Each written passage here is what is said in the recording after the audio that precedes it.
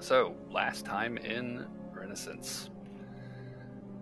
After a rousing party to celebrate their last night on Feral, the party boarded the Medora, an Eastern Alliance naval transport bound for mooring, with the intent to find further passage there to the river port town of Holborn. There they hoped to meet up with Durin, a senior member of Freeport's Gatewatch garrison, and touch base with him before continuing their exploration of the Emerald Isles. Fate, it would seem, had other plans. The night before their ship was due to arrive in mooring, Burberry was visited in his sleep by Coron, the rogue celestial with whom he seemed to have some history. Clearly not finished tormenting Burberry, he and the rest of the ship were woken by a sudden crash of thunder as a storm swept over the ship, seemingly from nowhere. Acting quickly, the party did their best to help secure the ship against the torrential onslaught, but within minutes, the center mass was felled by a bolt of lightning, and the ship was capsized by a mountainous wave. The party and crew scrambled to ready the overturned lifeboats as makeshift flotation devices, but a second wave cleaved the overturned Medora in two and scattered its passengers into the inky abyss of the open sea. Miraculously, the party washed ashore intact, though scattered by the raging current. Aloran and Barnaby had managed to save a handful of crew, as had John, and Noel had ridden out the storm with Quartermaster Sylvarn and the other passengers of the one lifeboat that had stayed afloat. Burberry, however, had awoken alone somewhere underground, and deciding against returning to the water, began trudging through the tunnel before him, searching for a way out.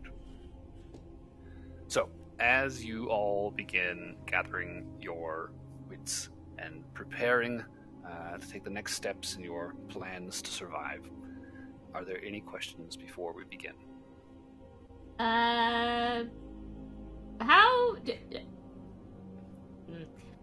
For timing purposes, what have you, and assuming that I was stupid and walked most of the night, should I suffer my points of extra exhaustion now or later?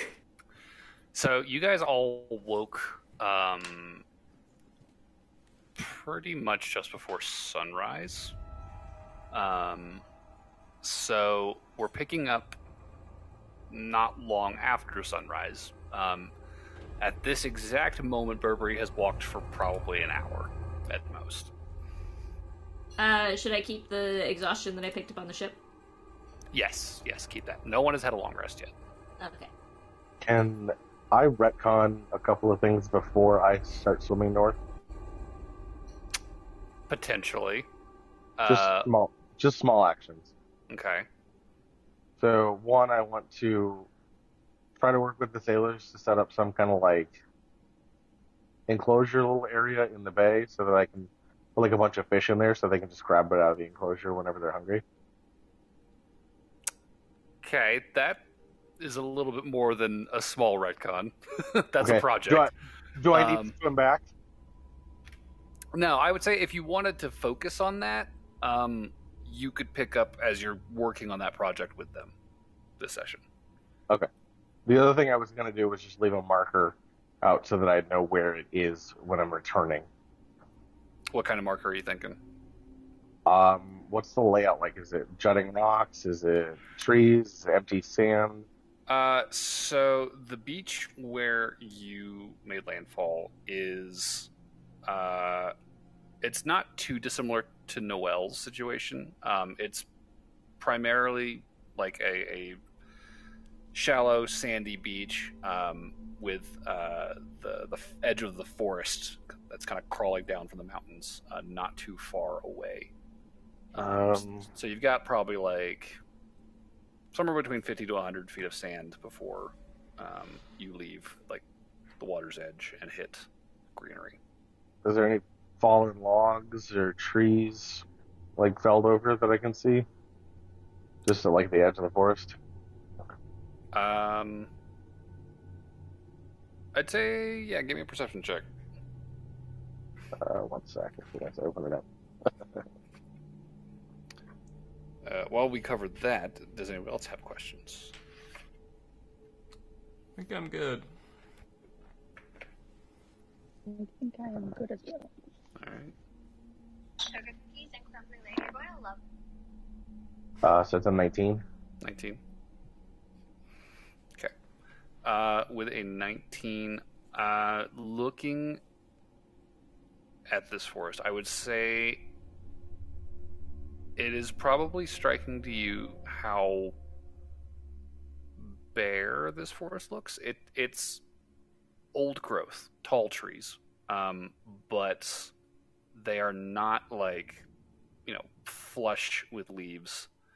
They're kind of scraggly looking, and pretty like dried out. Um, and it looks like the sort of place that would be pretty easy to grab, timber out of. In a quick search of, sort of the eaves of the forest, you are pretty easily able to find like fallen branches. How big of a I just want to make stick like a. are we looking for? I just want to grab like several pieces and just make like a cross sign, like that you can be seen from the ocean. Okay. Like how? I guess give me a sense of scale here. Like how big are we talking? I mean, I guess I would probably say. How far did you say it was from the ocean to where I'm at right now? Maybe like 100 feet at most. Okay, so you should be able to see something around John's size pretty easily from Yeah, that's fair. the ocean. Okay, I'll make it. I'll try to make it about John's size, if not just a little bit bigger. Okay. And where do you want to set this up? I want to set it up outside the forest, but at the highest elevation I can find outside the forest. Okay. Basically, I just want something I can see that if we're sailing past, I'm not some gonna kind of miss. marker. Sure. Okay. So I will say this: the beach is not terribly favorable in terms of giving you like a good vantage point. It's pretty like flat, like just the barest amount of slope coming up out of the ocean on a dry land. I will say, looking around, however, you do see that there are some sort of rocky prominences in the jungle, probably within a few miles of where you're currently So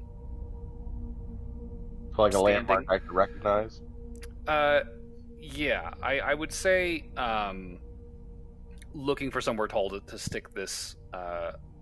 You would see that there is a handful of these, a few miles out. There is one in particular that stands out to you, that does in fact look like it already has some kind of wooden structure perched on it. This is several miles away, but it's further inland, kind of up the slopes, Okay. and it's this sort of like jutting sort of outcropping, this cliff face. At the top of it, there looks to be some kind of either like wooden or like thatch structure Okay, perched on so top. that means I could either head for that or I could continue north like I was going to do. Yeah, this that particular outcropping is, I believe, a little bit to your like northeast inland. Okay. I'm going to work on the fishery little thing just so that they have food while I'm trying to figure out where the hell we are. Okay. I I'll don't know say about for that. that, go ahead and give me a survival check. So, I forgot how good John is at a lot of this stuff. It's kind of his background. I know, but it's like going from Horace over to John. It's just like a complete flip. Horace knows books good. Yeah, they're kind of opposites. Yeah. I got a 19 plus 5, so 24. 19 plus 5. Okay.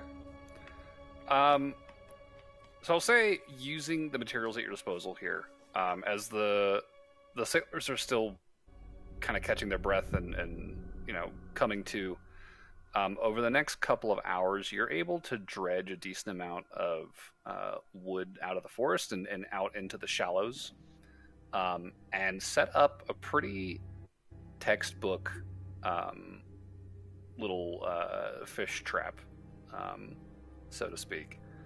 I will say, as you are sort of wading out further into the tide waters to kind of set this thing up. It does strike you. You are not seeing a lot of wildlife out here. Interesting. Over the course of the past couple hours working on this thing, no fish swimming around.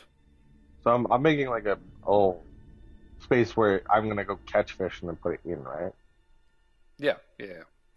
Because I was wanting to go a little deeper into the ocean, actually, like find things and bring them back and throw them in there. Okay. As like a way to keep the fish fresh instead of having to. How far out do you want to go hunting? I mean, that honestly depends on how far I have to go to find fish. Is it just like I'm gonna swim as far as I have to until I find something? I'm gonna gradually head north as I head out, just since I'm going that way anyways, and then that way I can get used to the area while I'm finding the fish, and if I Okay. find something, I find something. Fair enough. I will say, go ahead and give me. I'll say, give me another survival check as you begin navigating your way northward. And I assume you're letting the crew you have here know that you're heading out. Yeah. I'm gonna use my inspiration. Okay. That was 4. Oof. That's much better. That's a non-natural 20. Non-natural 20. Okay. So a couple things, soft recons on my part. So your heading is actually northwest. The prominence that you saw is actually directly north of your current position. So I had it slightly twisted in my head. But swimming northwest with a dirty 20.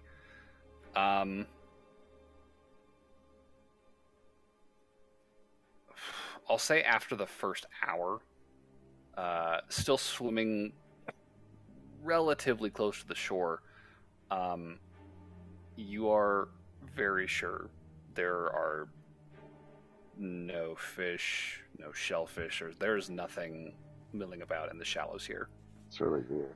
Um, Can I head deeper out of the ocean a bit? Is there seaweed?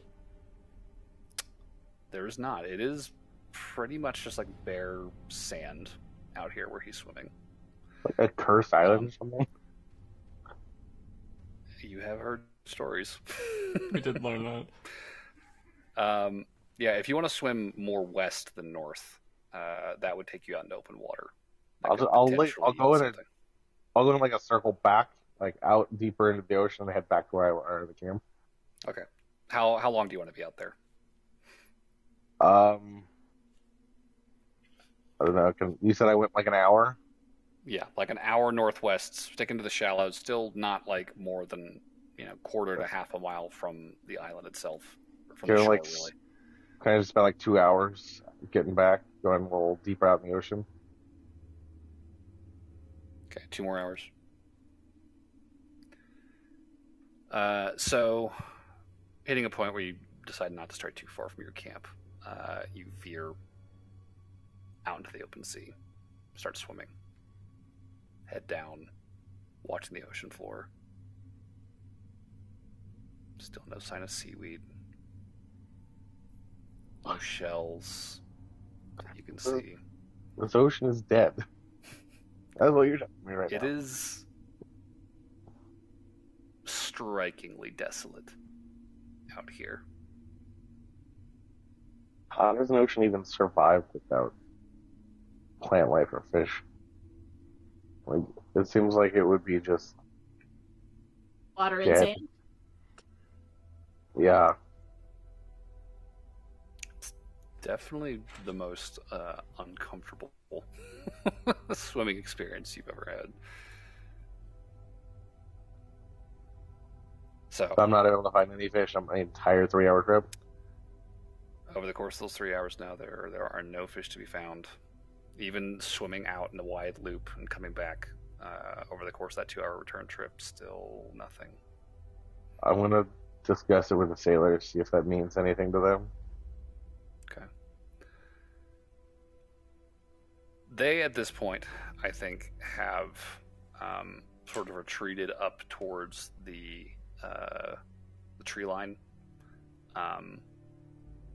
Not getting super close to it. As you kind of start trudging up out of the water and looking around, you see they've kind of camped out maybe like 20 or 30 feet from the trees.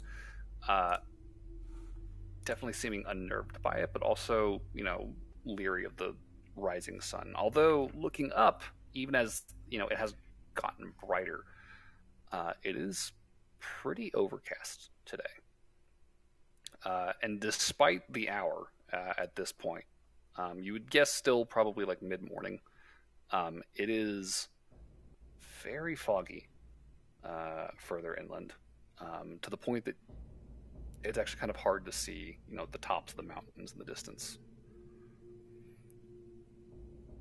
Approaching them, asking what they think of this conclusion of yours, they all seem to share the same opinion. This island, it's an ill omen.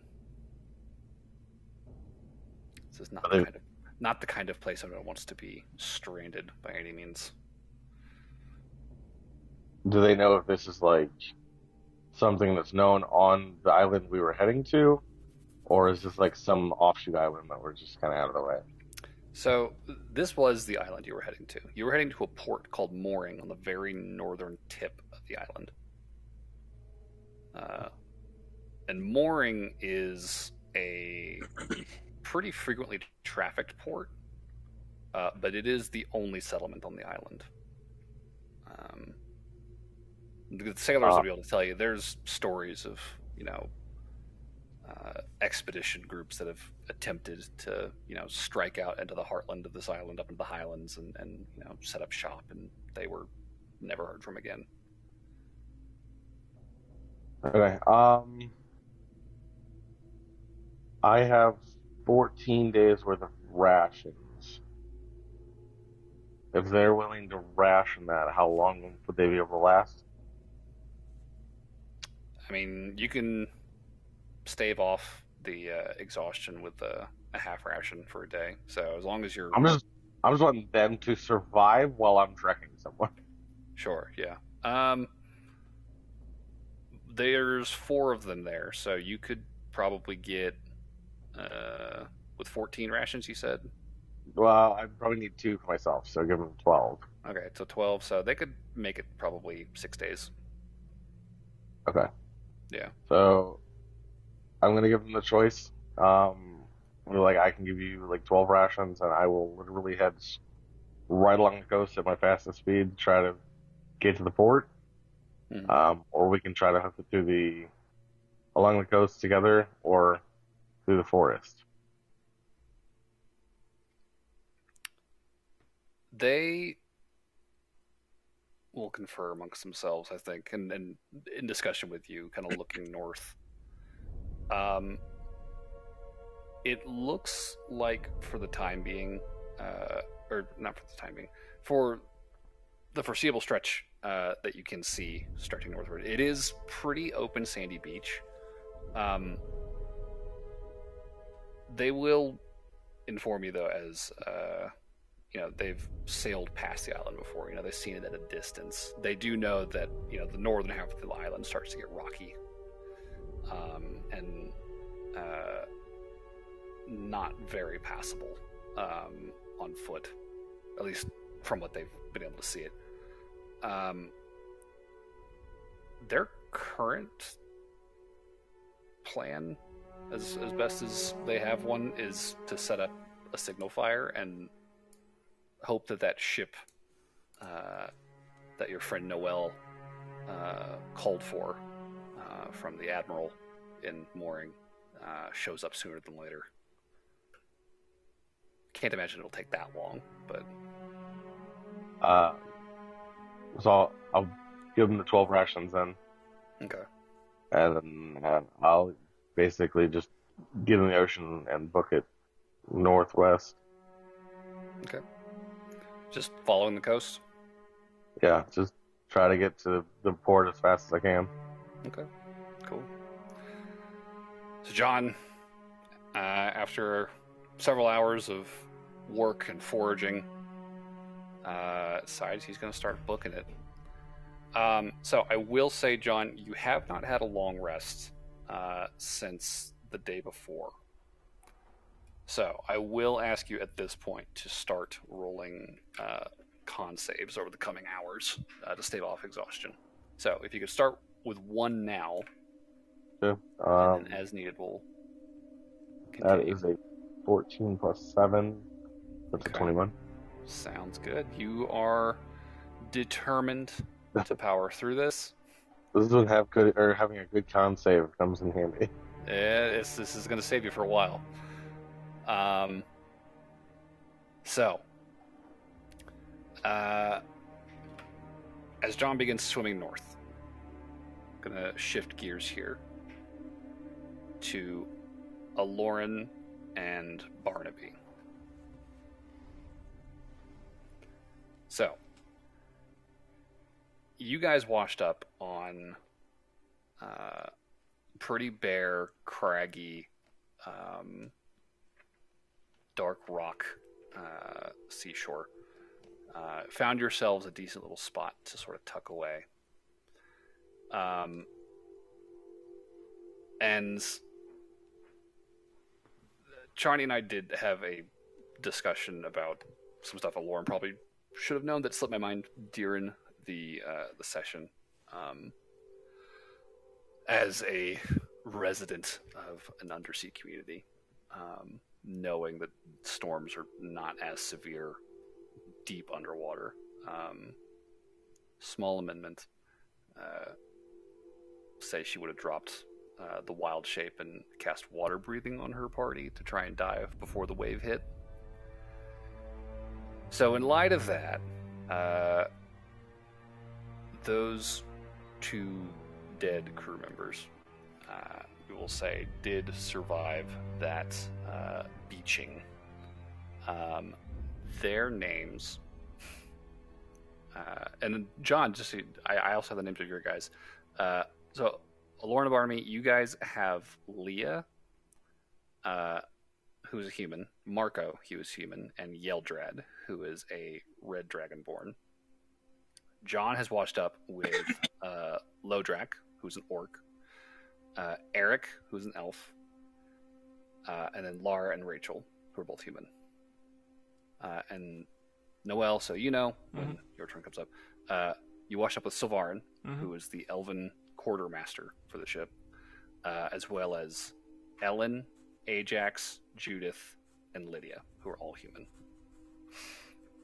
Judith and Lydia. Okay. And Burberry, as we have noted, is currently alone. All by myself. You hear a burbling echo from deep underground. So, Lauren, Barnaby, with your 3 survivors, and the 2 of you on your rocky little stretch of shore here, what are you guys doing as the sun begins to rise this fine gray morning?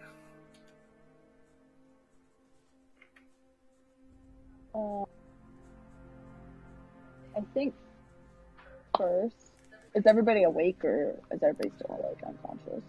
I will say they are awake since you would have checked on everyone. And then taking your quick swim out and back, not finding anything, returning to the shore.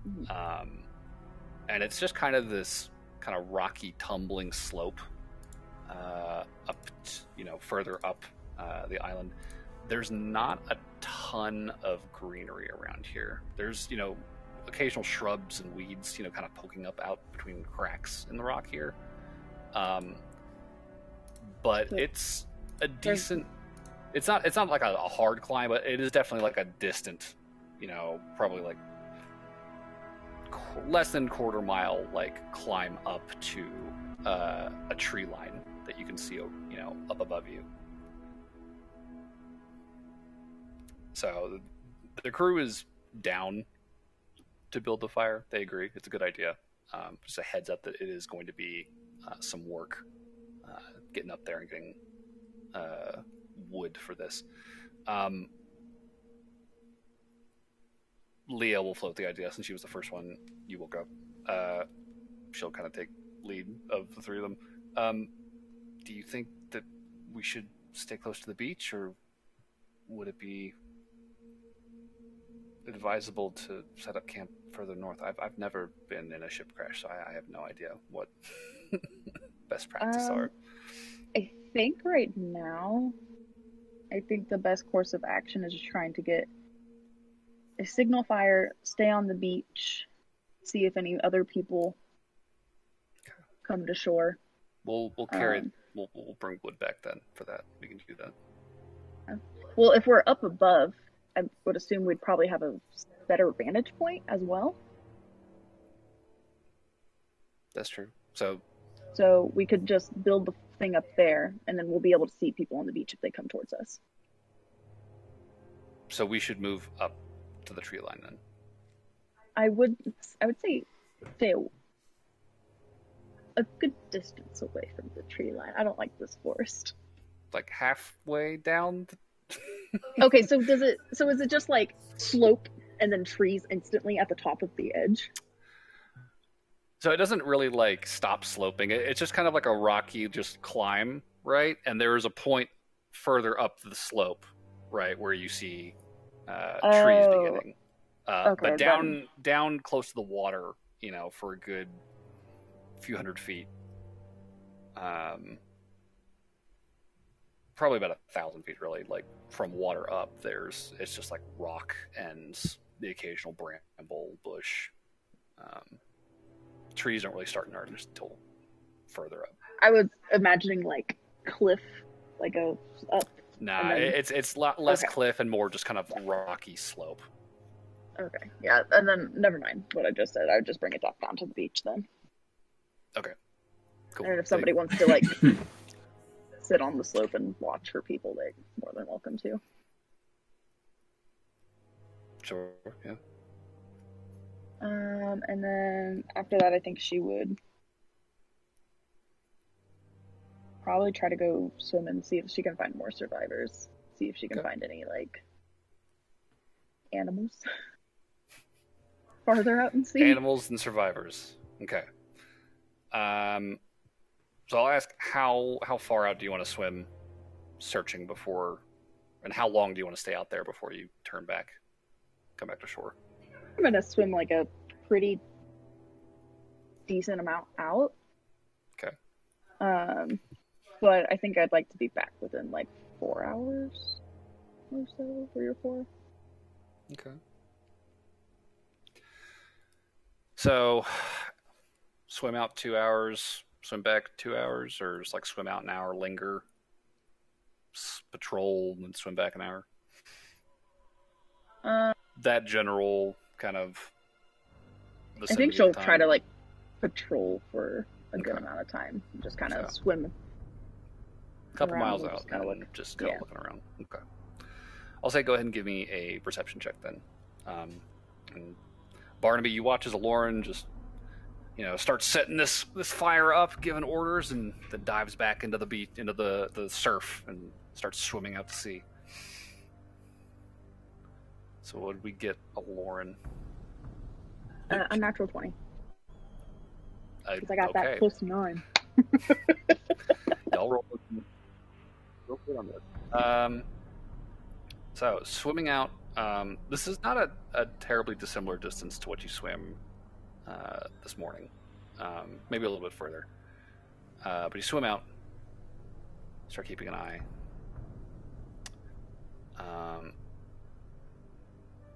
With an unnatural 20. I will say still no sign of animal or plant life in the waters out here. But we'll say at about the hour and 20-minute mark. Surfacing, getting your bearings, reorienting yourself with the island. There's something bobbing on the water in the distance that catches your eye. I swim to it. Okay. At this distance, you cannot tell what this object is, but you can definitely see that there is something out there. So it's going to be a swim. Okay. That's fine. But yeah,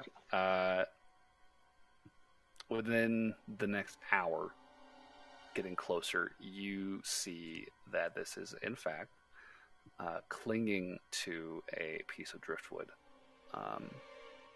Another sailor. Presently not moving. Still a decent distance out. Alright, I'll kind of like shout out to them. Okay. And see if they rustle or anything, but I'll keep like moving towards them. Yeah. There is no response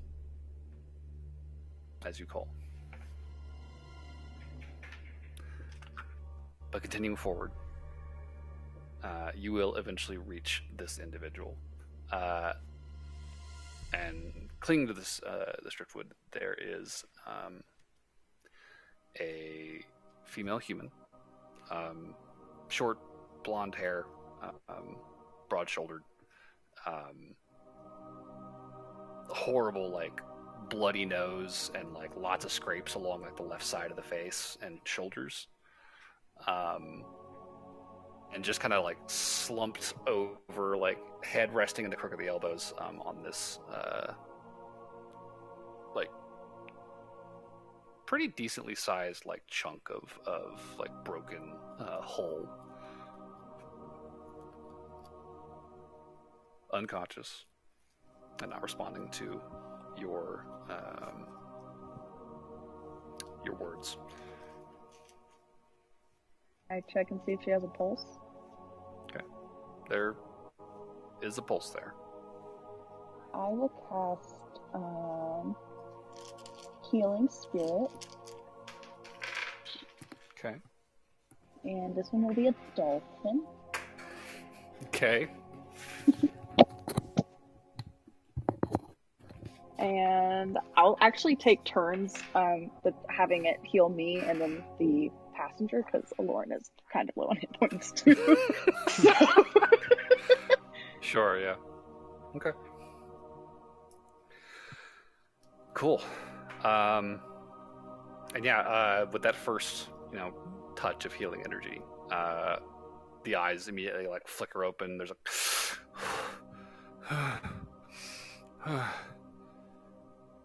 oh, you're the Triton girl. She just kind of rubs her eyes. I'm not dead then. You're alive. Are you hungry at all? I'm hurting more than anything. Okay. Sputter some seawater out. Are we far from shore? I can't see really. She's like rubbing her eyes, still kind of like coming to. Can I see the shoreline? It is a few miles away at this point, but yeah. It is visible. I'll be as reassuring as possible. Be like, it's okay. Like there's a small group that I know about that I have landed with, and we're just a few miles offshore, so that's good. We can. And then I think I'll do one more perception check while I'm out here and see if I see anything else now that I've swam out farther. Okay. Just it's another 11. Another dirty 20. Yeah. This far from shore, I would say looking out into the distance, there looks to be like a faint trail of debris out that way. Like, almost as far as this woman was when you first got sight of her. Like, it's another long swim out. Just a small cluster of objects just kind of like barely noticeable near the horizon. Can I also see if there's a smoke trail yet in the sky? Yeah, with an unnatural 20.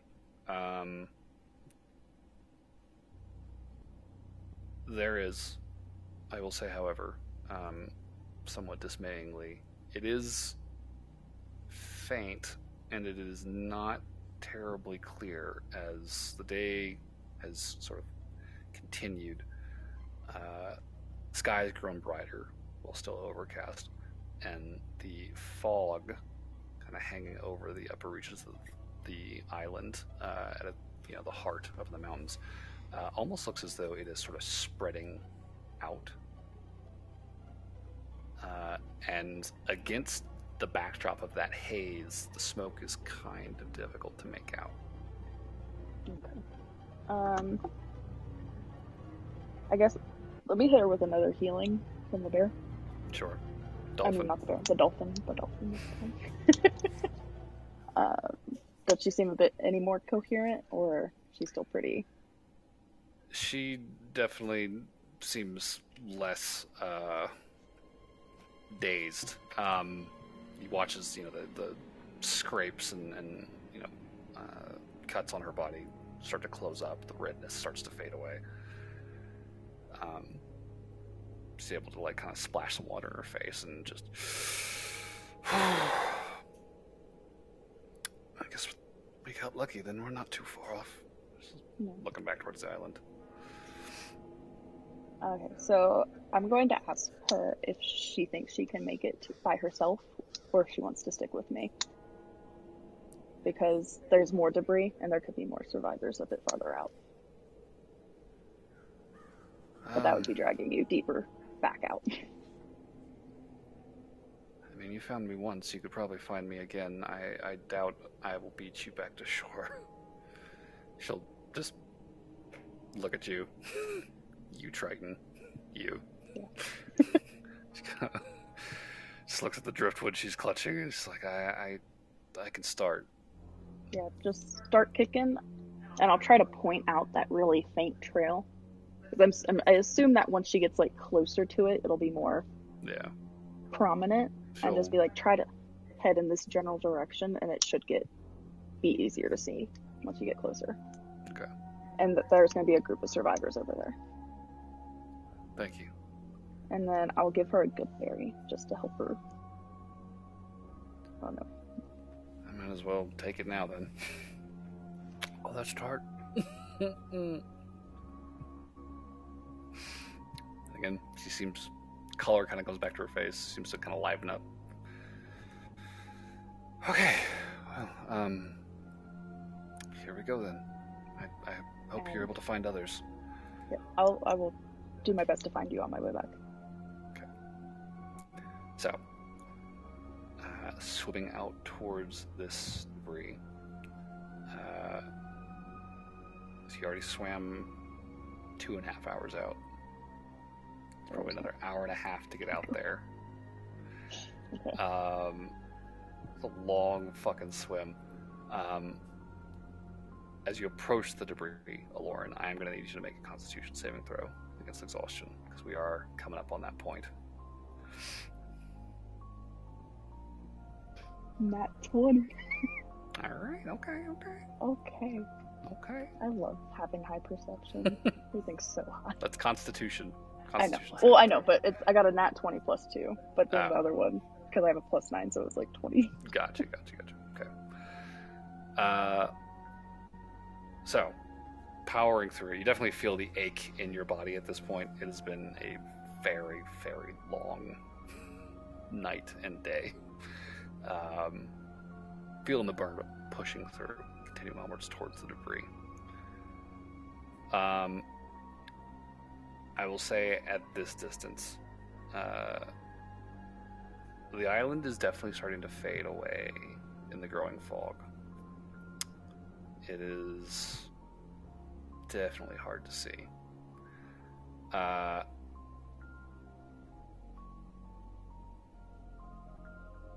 Here among the debris floating outside, well offshore, there's a couple of crates, a couple of barrels, a few planks of wood.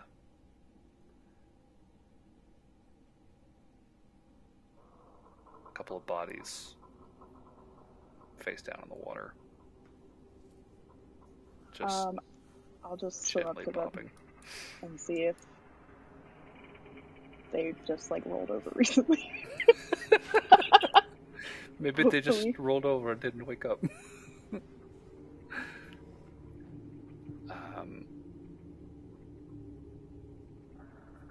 Look at these two. They are open-mouthed, eyes wide, bloated, still. I'll try to search their bodies for any sort of like identification, or like something that I might be able to give to somebody to give a loved one or something. Okay.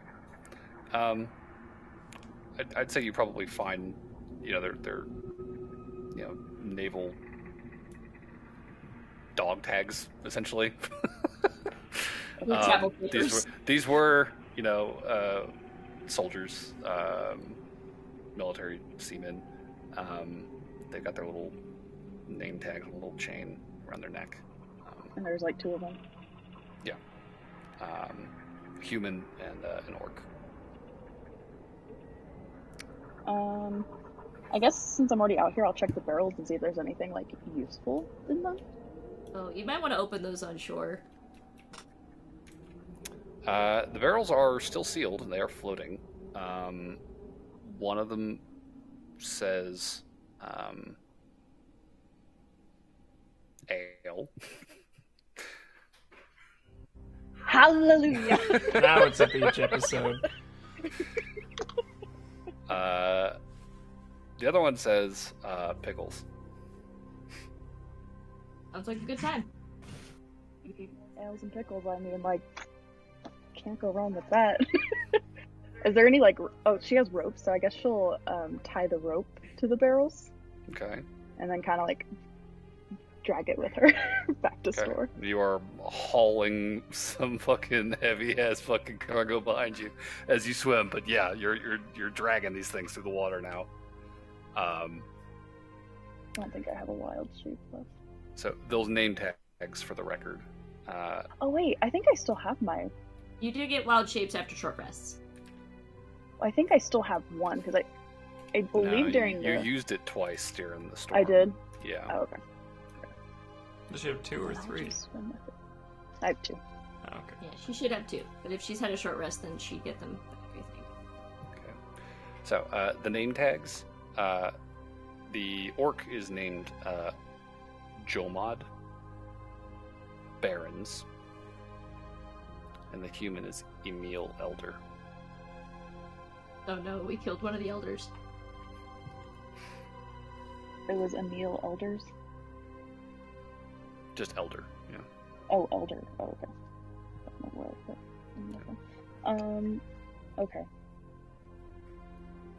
Yeah. Then I guess she'll swim to shore and be looking out for the. You'll definitely catch up to her, still paddling away on her little piece of driftwood. Not too much further from where you left her. I will say probably before she heads back, Alone will have like a little moment in the water where she's like really, really upset and kind of like crying.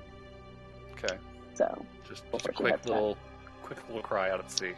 Yeah, quick little cry because it reminds her of her like past shipwreck and how she couldn't really do much, and she still feels like she couldn't really do much to help. Yeah, that's fair. So she's gonna have a little moment. You just swam 4 hours from shore. Yep. And you're now going to have to swim 4 hours back to shore. I am going to need you to make 4 Constitution saving throws. 4 constitutions. Delightful. Okay. Okay. My dice love me right now. That was a natural 20, so 22. Okay. That was a 4. Okay, so that's 1 failure. An 18. Okay. And a 19. Okay. So mark down 1 point of exhaustion. And until you complete a long rest and clear the exhaustion. 1 point of exhaustion, you have disadvantage on ability checks. 2 points halves your speed, 3 disadvantage on attacks and saves, 4 will have your maximum hit points, 5 reduces speed to 0, 6 will kill you, so don't get that many. So I don't know how many you have. Do you have just the one? Just one. Okay. Just So one. for the time being, it's just the disadvantage on checks. But yeah, by the time you get back to shore, you are starting to feel the exhaustion. And by the time you get back to shore, it is going to be like mid-afternoon. So we're going to scooch over. Can I ask a quick question for sure. John/Clark? I remember you mentioning this at the end of last session, and I don't know if you wanted to continue that train of thought or if you forgot about it, but you did lose your spear thingy in the water. Oh, I'm well aware. Okay. Right. No, I didn't remember because it's like, didn't you go try and find that? Did you... Like, okay. John is not happy. This bullshit. I'm going to beat the shit out of shit with my bare hands. I hate that. I want my fucking spear. All right, never mind. I'm gonna find that motherfucker that calls that storm, beat the shit out of him. So, would not be wise. While Aloran is out to sea, Barnaby. Yes. I'm gonna rewind time a solid 8 hours from where Aloran got herself. Aloran swims out maybe an hour, maybe 2 or so after sunrise, right? She's organized the signal fire and gone out to look for more survivors. What are you doing? I think, given that all's happened to me, I am going to take things a bit slow. I'm probably just going to start out fishing. May not catch anything, but I need to calm my nerves. Okay. This is fair. If you would like to make a survival check, you may, but out of character, I'm sure you know what the result is probably going to be. Yes. There is not anything to be caught in these waters. But just the act of having, a rod in your hand, the line out in the surf, it is relaxing as the sky very faintly brightens. The clouds from the mountains behind you slowly beginning to sort of spread out. You will, after a while, catch a hint of smoke, and turning back, you can see that the 3 crew members have successfully managed to build this signal fire. Started piling lumber on it, making trips up and down the rocks towards, the tree line, and, wrenching branches off and picking up fallen timber and bringing it back down painstakingly. It's not a pleasant climb. There's a fire built now, not too far from where you're sitting. Are you wanting to call this little fishing moment, you want to call this a short rest? Yeah. With the idea? All right. Yep. That's fair. Let's go ahead and roll some hit dice, as you need to. I'm going to roll all of them. Because I am not doing so hot. Barnaby's taking some hits. On a scale of 1 to 60, I'm currently feeling a 4. Holy shit. Barnaby is just fucking bloodied, burned, clothes torn, sopping wet. Looks just horrible. And his first instinct after everyone kind of breaks for test, I'm just going to sit and fish. What does his rod look like at this point? Oh, it got hit by lightning. It was a lightning rod, not just a fishing rod. There's not even a line on it anymore. It's just like a frayed, blackened fucking stick he's holding out over the water. This used to be maple, now it's ash. God damn it, Ash. Ashwood is not the greatest fishing pole. But no, I regained 21 HP. Alright. You added your con modifier to each die, right? Oh, I forgot about that. Yeah, that adds up. Like, that seems really low for all your hit dice. Yeah, that did seem really low. That adds an extra 20, so I'm up to 4 to 5 now. Okay, it's not nothing. So yeah, after an hour, catching your breath, calming your nerves, feeling a little bit more heartened. Anything that you want to do? Still no sign of Aloran. I'll have a conversation with my family members, making sure every family member's still here. Yeah. You want to do a fucking roll call? Like, what? Doc, is everybody here? As he looks at his index finger, he just starts talking to himself. After a bit, once he is sure his whole family members here, all family members are here, he gets up, walks over to the fire with everybody else. How y'all hanging? I've definitely been better, Leah will say. The other two, Yeldred and Marco, are just like barely even awake, like heads in their hands. Yeah, something tells me we're gonna need the rest. I'm inclined to agree. I can't believe your friend's still got the energy to be out there looking for people. Yeah, she's a strong one. She doesn't give up easy. Certainly determined. You should have seen her trying to just keep her in bed when she wasn't feeling right. How do you mean? Well, I'm not going to go into too much detail, but when she was down and out, she didn't act it. I'll put it that way. She's stubborn, if you would. I suppose we're lucky to have washed up with her then. If only the rest of the crew had been so fortunate. Well, we don't know. We don't know what all's there yet. That's true. Haven't seen much of anybody else, let alone my members.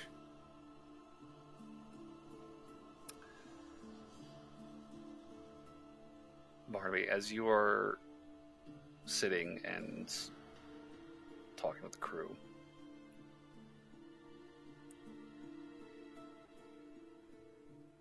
you're not sure when the feeling started.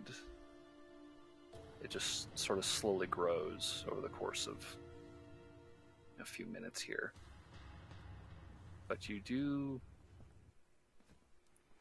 get this unnerving feeling that you are being watched.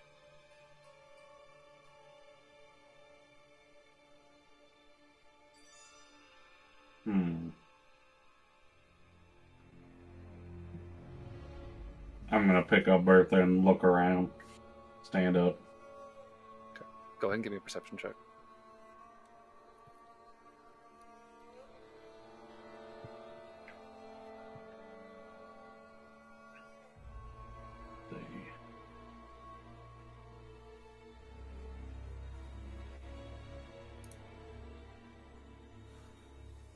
I'm still not at my full senses. That is a 10 total. 10 actually meets it. So, alright, I'll take it. Wasn't a great roll. You're looking around, kind of blearily blinking. You catch sight of something up the slope at the edge of the forest. Makes you double take. Under the eaves of those branches, just barely visible in the shade, they're offering there is a very familiar figure, garbed in a blue cloak, face shaded, looking down at your little campsite.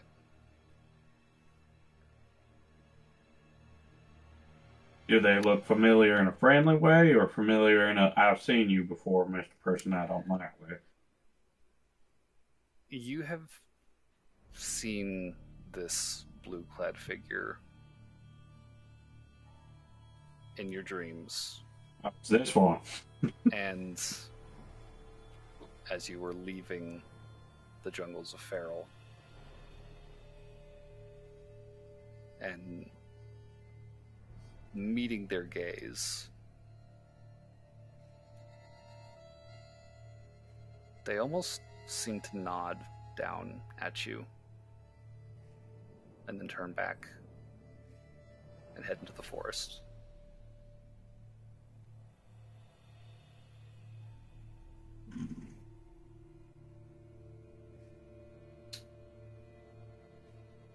You folks stay right here. I gotta go check something. Oh no. Bye, Barnaby. I won't see you Leah when I get looks kind of back. worriedly at you. You literally just like grabbed your gun, stood up, and started looking around. What's wrong? Is everything okay? I'm gonna go check our perimeter. I'll put it that way. Okay. Make sure we're safe. If you hear hollering, come running. Sure.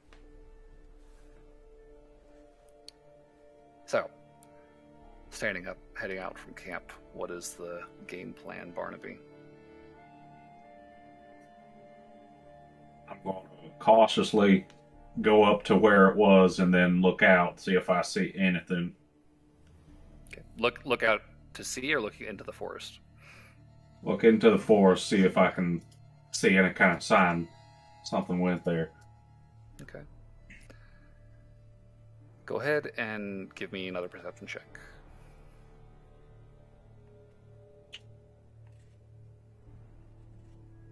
That's better. That's a dirty 20. Jesus Christ, guys. Yeah, clambering back up to the point where you saw it depart.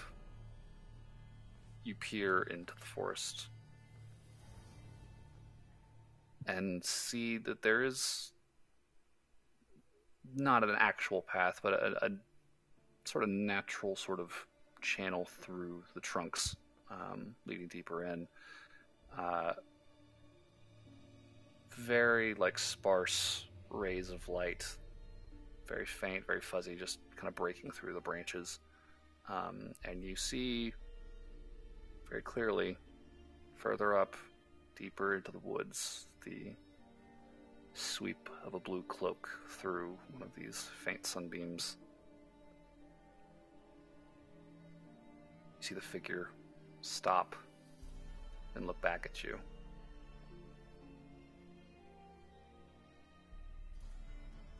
Hey, you in the blue, get over here.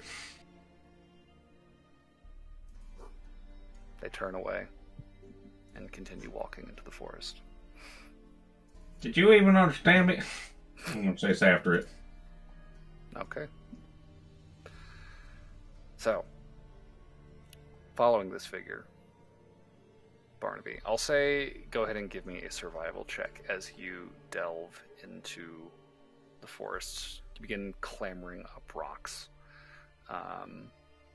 It's not the easiest hike in the world, but it is relatively manageable. That's 17. 17. And doing your damnedest to keep pace, you track this figure through the trees, occasionally catching sight of them far up ahead, cloak just kind of whipping around a tree trunk, around another bend in this path they're taking. And you press forward. As you do, the trees begin to grow taller, branches stretching out overhead, these twisted, gnarled, nearly bare, just the threadbarest leaves. wind kind of whistles through these branches. Fog, very faint, starts to sort of flow down the side of the mountain. You're just beginning to ascend. You follow for an hour, watching as they continually step just out of sight. You'll round a bend and see them standing further up, watching for you to follow. Continue onward. Another hour passes. The ground starts to level out. You feel, before long, it actually begins to dip. You begin to move downhill. Sort of a dell of some kind.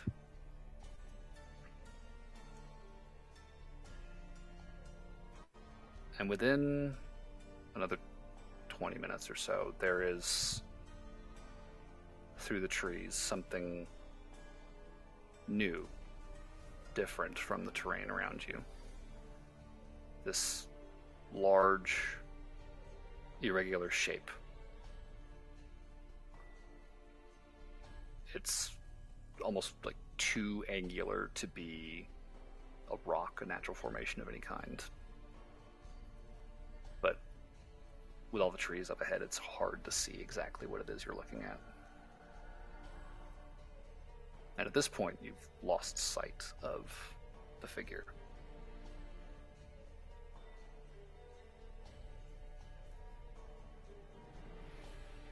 What do you want to do?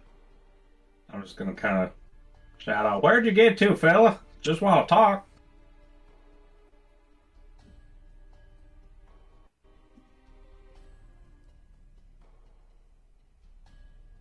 Just ahead,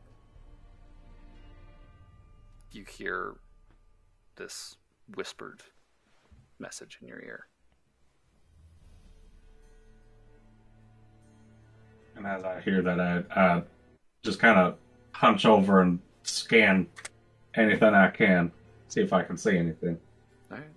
Where'd you Go ahead and get give me another to? perception check.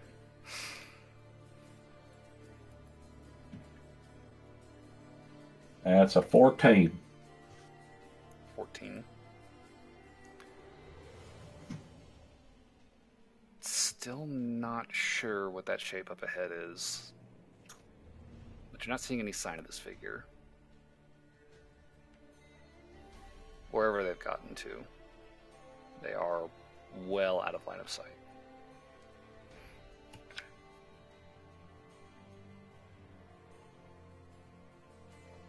Against my better judgment, I'm gonna follow it. Okay. So, continuing onward. Stepping through the trees. It begins to become clear to you that what you're looking at, high up this hill, shaded by the growth of old trees, and sort of sitting in almost like a nest of like broken, like shattered tree trunks, there is the wreckage of a large ship. There's an enormous gouge in the ground where it looks like this thing collided and slid into this dell, knocking over trees as it went. The whole breaking, the whole thing sort of bending at an awkward angle before coming to rest, and seemingly having remained there for a very, very long time. This thing is old looking, overgrown with these sort of gray creeper vines you've seen kind of coating the trees in some parts of this slope. Stepping up to it, you can see the ship is, or was, I should say, made of what was probably once a fairly well-crafted metal. But over the time it's been here, it has started to corrode, warp, discolor. No sign of the figure.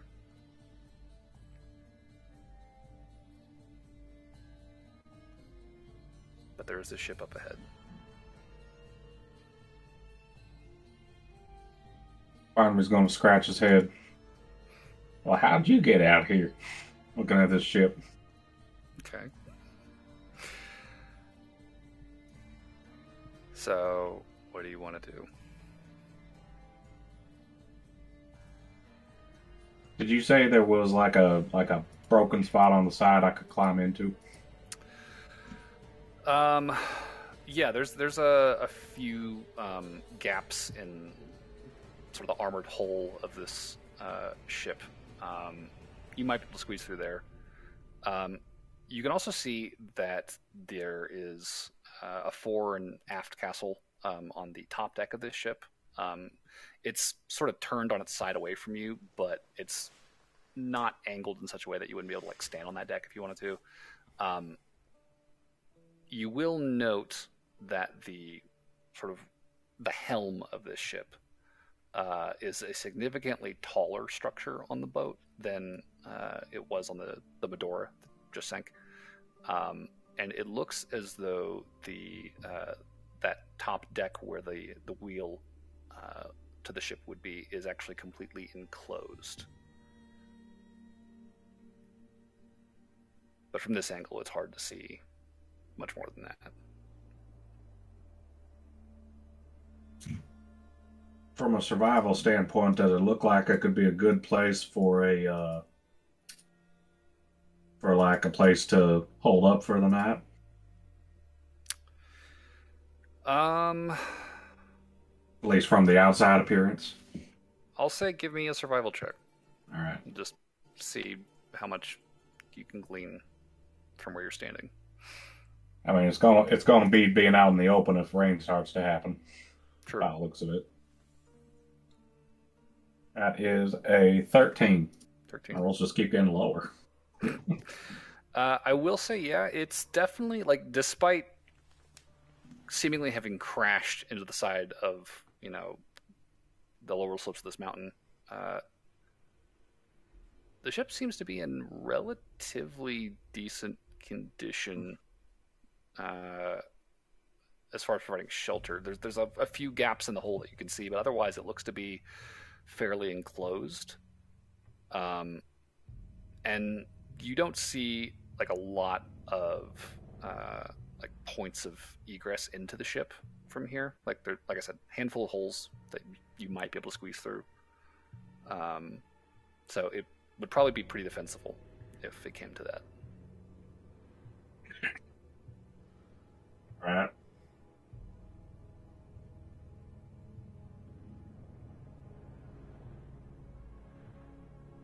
I've learned one thing so far. It's not to go into things without some backup. So I'm going to point at the boat and say, "I'll be back for you."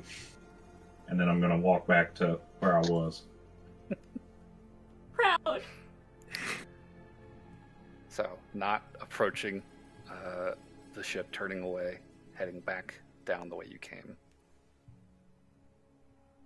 You will hear one more whispered message in your ear. I'll be waiting. We should talk. That startles Barnaby, and he just, without even looking back at the boat, he just points his arm and finger back at it. Oh, I gotta get some words for you.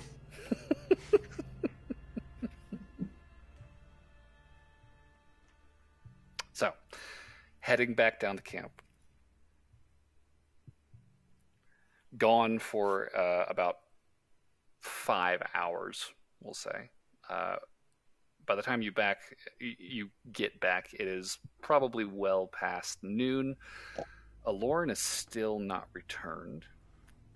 Is there anything that you want to do while you wait. Back up. And I will say, I do need you to make 2 Constitution saving throws, starting at that 4th hour, walking back. All right. Wow, that is a 14. Okay. And then a 8, so a nat 1 plus 7.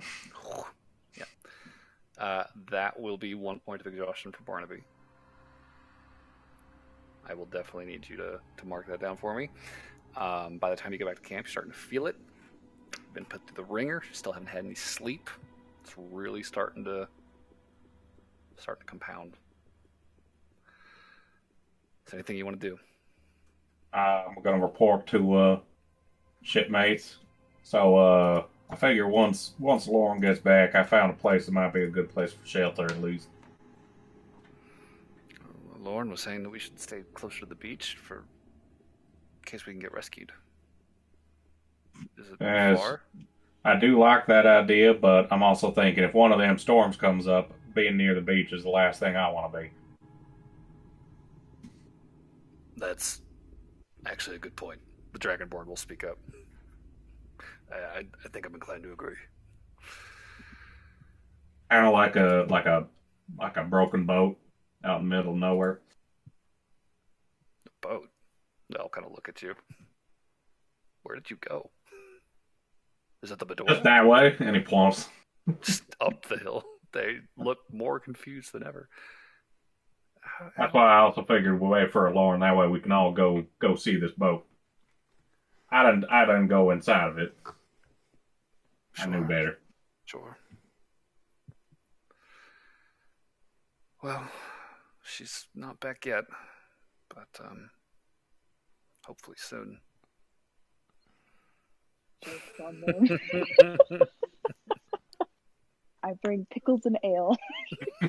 I'll be your favorite motherfucker. No. Is there anything else you want to do? Barnaby's just saying, well, till then, I'm going to take a nap. I'll be honest, I've been walking a bit. I'm real tired. I'm just going to lie down on the sand near the beach. Wake me if another storm comes. There is no sand where you at, my friend. It is rocky. Well, I lay down on a nice warm rock. They're all cold, damn it. Suffer. But yeah, find yourself a decent nook to hunker down in and start getting some sleep. So, Noel. Rewinding back to a little after sunrise. Mm-hmm. You have messaged Burberry. You have confirmed his survival. And you are on a sandy beach with Sylvarin, the quartermaster, and 4 other members of the crew. 2 overturned lifeboats at your disposal. Well, Noel definitely fell asleep for at least a little while after everything. Okay. Call it a short rest. Yeah, I don't need to roll any hit dice, but... Okay. And so I assume probably sleep for at least like an hour or 2 and wake back up. What is the quartermaster and crewmates doing upon her awakening? We did have a fire already.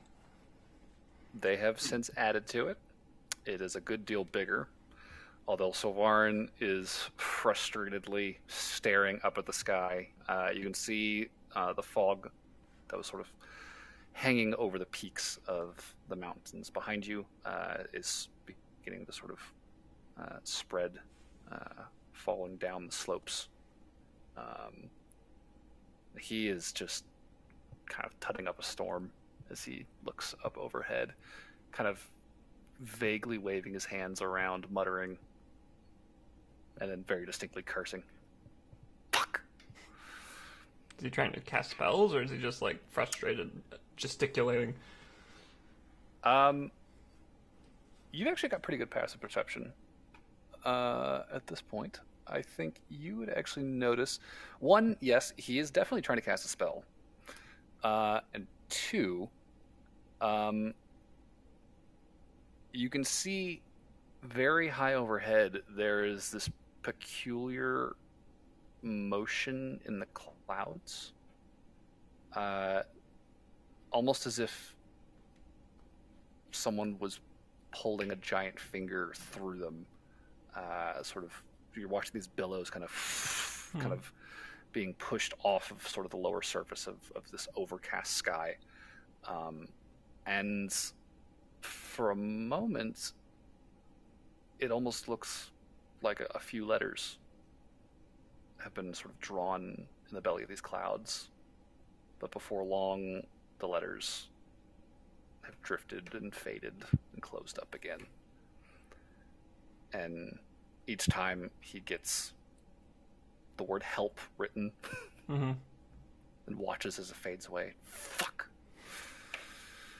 The weather is not cooperating with us. I'll get up and say, what were you casting there? Skywrite. It is customary, not a terribly difficult spell, but a useful one if one is ever marooned.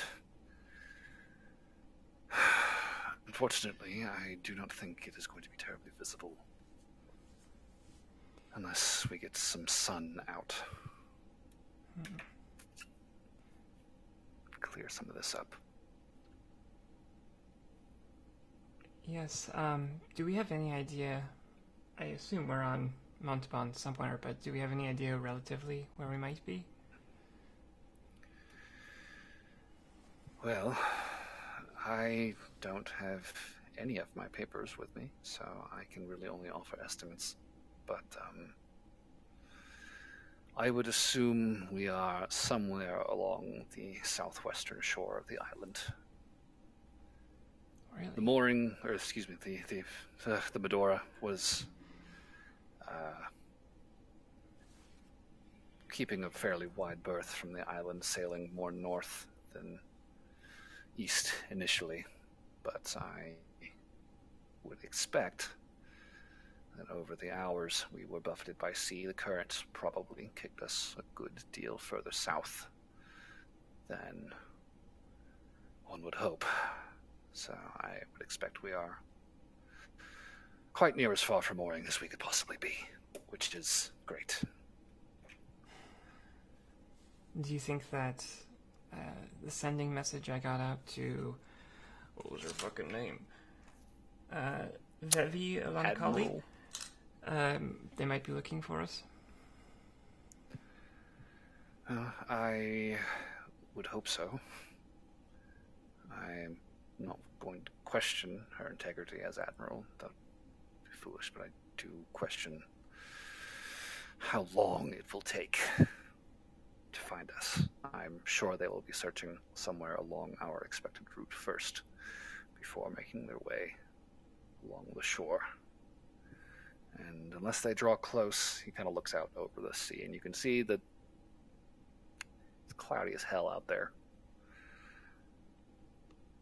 I think there's going to be some difficulty locating us today. I am praying for better weather in the coming days. Here's hoping. I have a couple things that might not solve our problems, but help narrow down where we might be. I'll take out the maps that I apparently have and the compass. And I'll put them down on a relatively flat rock, and I'll say, I guess I'll hold the compass and just see what, if I face directly north, what I'm seeing. And just kind of run it by Sylvarin and say, what do you make of this? Where do you think we might be now? So I'll say, give me a navigation check. I cannot. Does It'll it- be does he have intelligence. Sure. Just a basic check. Could I have... If you roll real good, you might be able to discern some more. Is he... yeah, fuck it. I have advantage, you said? Yeah, sure. Yeah. Okay. Natural 20, first roll. God damn.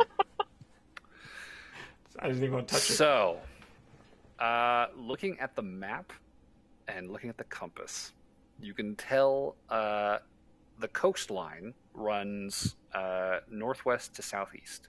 Damn. So sort of a diagonal down to the right. Judging from the map in your possession, you can tell that is definitely the southernmost shore of the island. Not sure exactly where.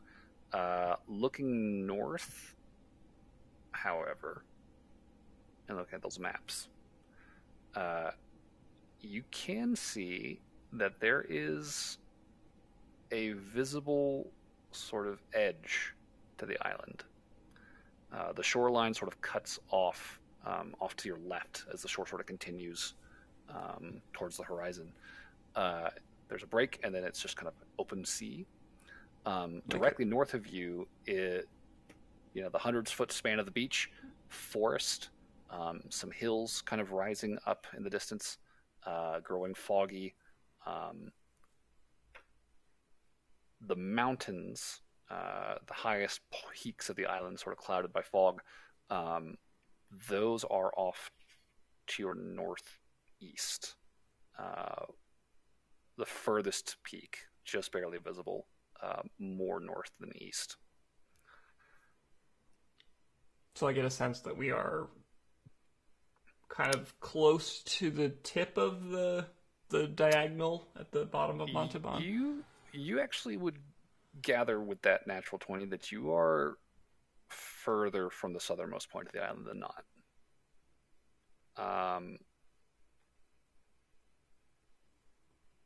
You'd actually wager you're not terribly far from a river, both to your north and to your east. There are rivers in both directions. Okay. I'll communicate that.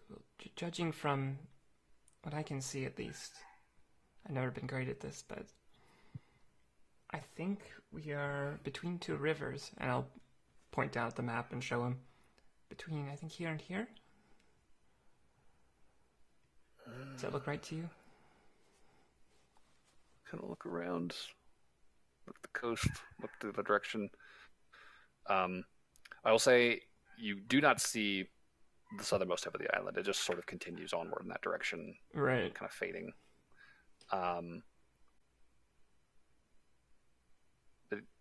He's kind of following your reasoning and the compass and the maps, and he says, "I think you might be right.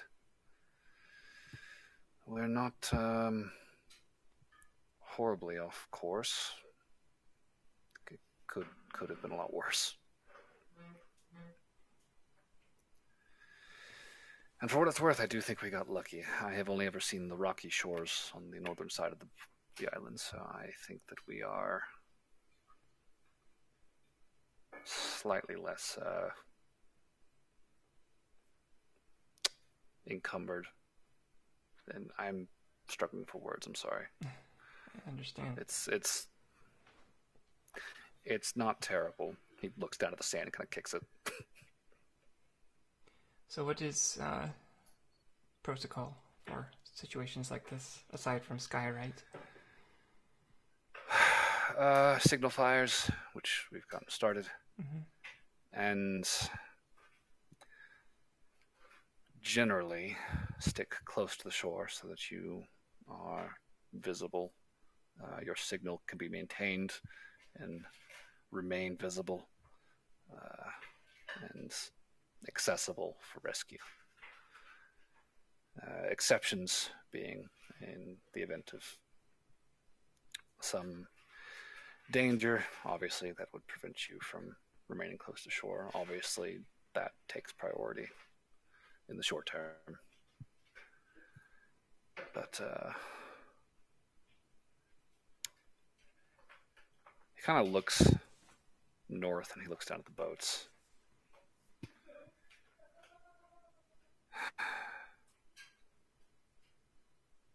We do have options.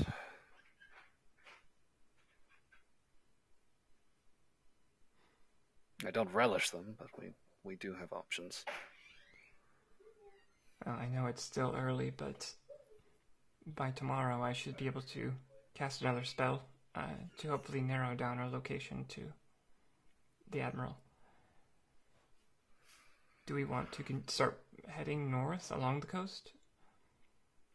Or would it be advised to stay where we are for today? I don't know about you, but I am exhausted. I also have 1 point of exhaustion. For my part, I would personally like to catch my breath and get some rest before delving any distance. I still have a decent amount of magic to me left. I regret not acting faster, but if we need it in the short term, I have enough to get by. But I don't feel like I'm fully there, all there myself, mentally, physically. I could definitely use some rest before we start taking any calculated risks. All right. Well, I would be happy to do what is needed amongst the shipmates here, just for today, while we get our bearings. Hopefully we can... The plan is... figure something out. Get some rest.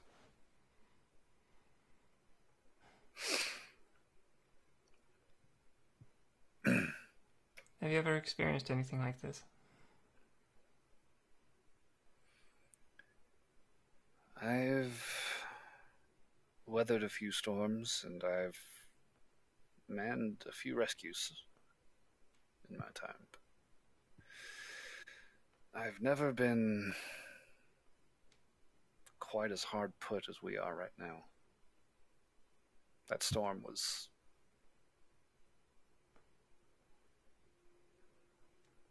God, I don't have words for it.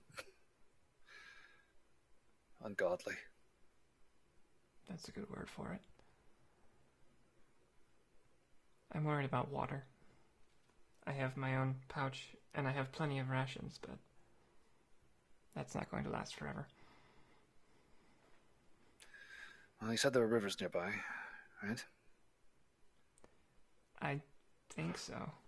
I've never done this before. Well, I think once you're feeling up to it, once the crew's feeling up to it, we could send a few out to see what we can retrieve.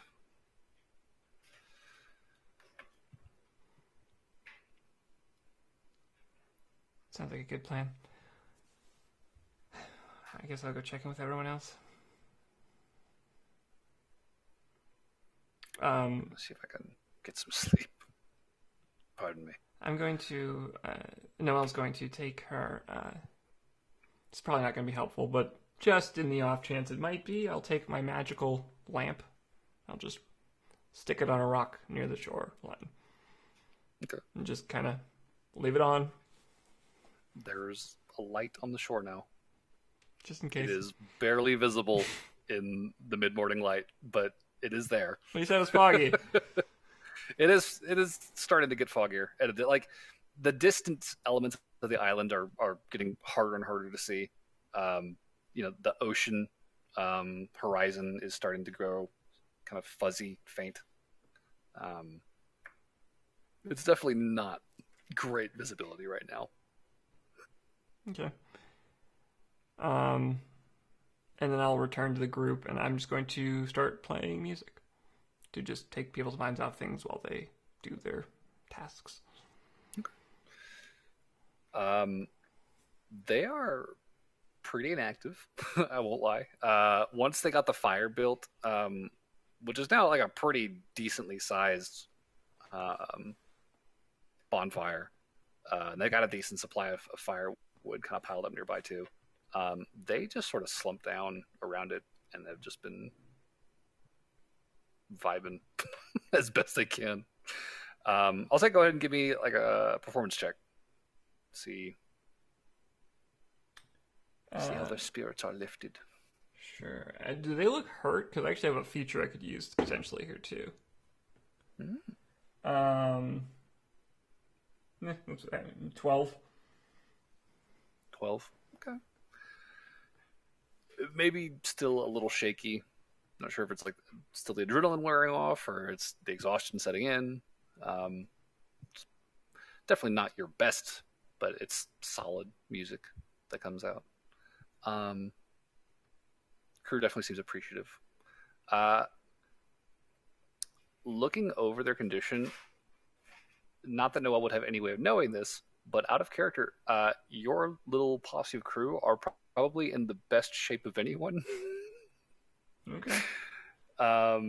As they clung to the lifeboat when the ship broke. And right. Yeah, they're probably not super hurt.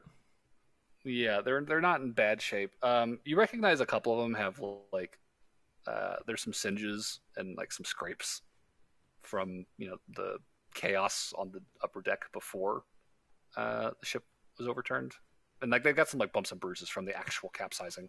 Mm-hmm. But they're not in horrible shape. I just looked. I don't even have to use anything for this. It's just if people can hear my music or oration during a short rest, they can roll an extra d6 to revitalize themselves. Damn. So, okay. Yeah. If they roll hit dice, they get a d6. In case it's relevant. Yeah, sure. I will factor that in to their current hit points. Beyond that, though, first day is probably pretty chill. Probably go over who's got food. I don't know if Noelle's going to give up all of her rations immediately, but just like do a count of and see what's available and stuff. Okay.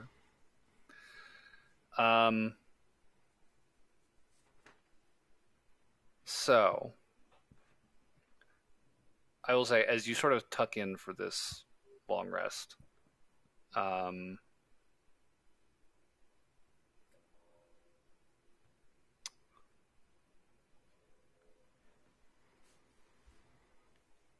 I'd say give me one more perception check. Natural 1. Cool. Yeah, Noelle, you're fucking dog tired. It's been a long, horrible night. Mm-hmm. You've been awake for most of it, so I imagine you'd probably be at that point where the exhaustion is starting to really set in, and you are probably just gonna hit the sand like a log. Okay. And conk out. Fair. That will take us to Burberry. He's just dead somewhere. Scattered on dead the rocks. Cave. So Burberry. This you're not really sure what time it is. This dark cave. What do you mean? It's cave time, clearly. Yeah. Woke up. I'm in CST, Cave Central time. Yeah. Woke up in this cave. There's a pool of water in one direction. There was a tunnel in another. You've opted to begin meandering down this tunnel.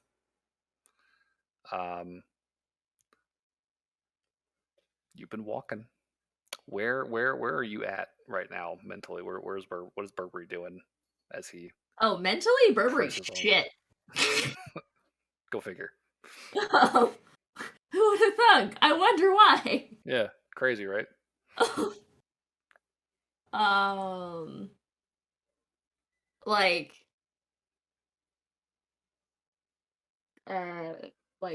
Mentally, there's like relief that at least Noelle is okay, but now that now that the relief has passed, he's got all this time to think. It's the worst. That's fair. I think he's kind of he's debating if he should have answered Because it's probably better if we just left off. So Oh that people would have no. get in trouble because it's all his fault that a lot of people are dead.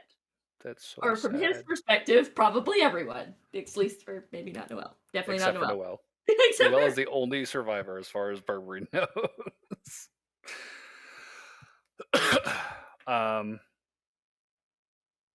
So great headspace. All right, like And out of a scale of 1 to 20, it's probably like a 2. yeah, that's real good. 1 out of 10.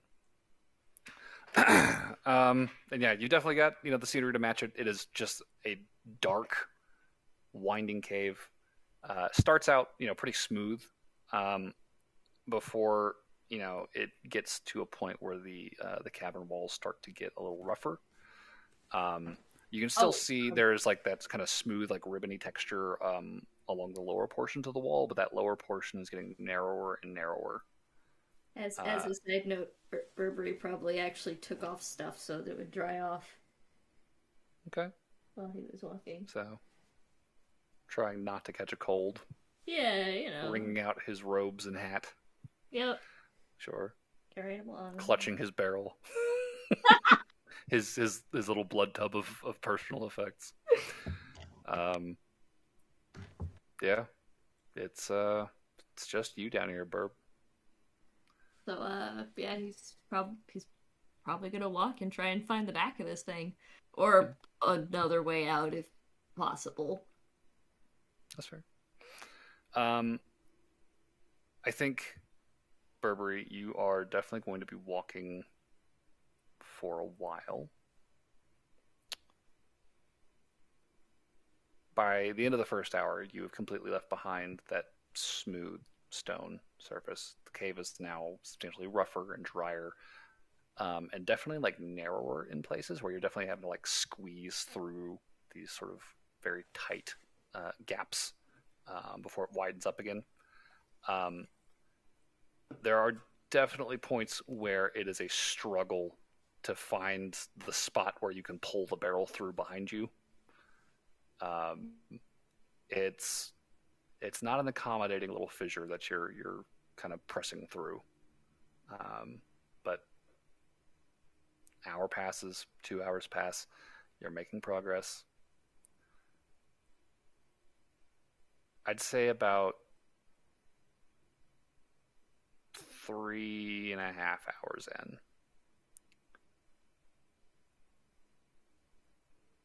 You see up ahead there's another sort of tight gap in the cavern wall, and no wall beyond it that you can see. Though there is floor that seems to spread out. And it looks like there's a chamber up ahead. Okay. I'm gonna go ahead and detect magic, I guess, as I walk forward just to make sure I'm not about to walk in anything stupid.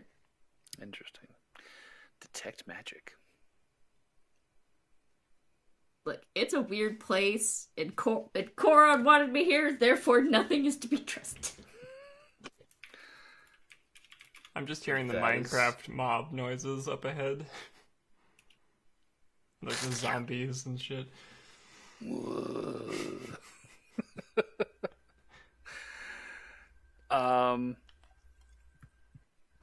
With detect magic activated.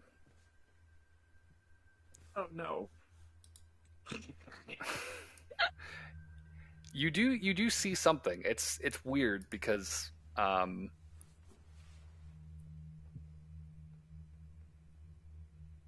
you're not really sure when it happened, but you are almost sort of completely surrounded by this sort of low-level ambience magical energy. There's a haze around you now. And realizing it's there, kind of focusing in, you can almost feel it.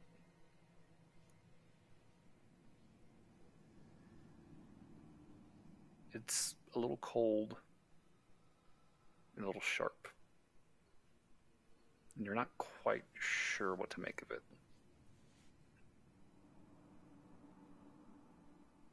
I will ponder this for about 30 seconds, and then I will keep on walking. Fair enough. Pondering.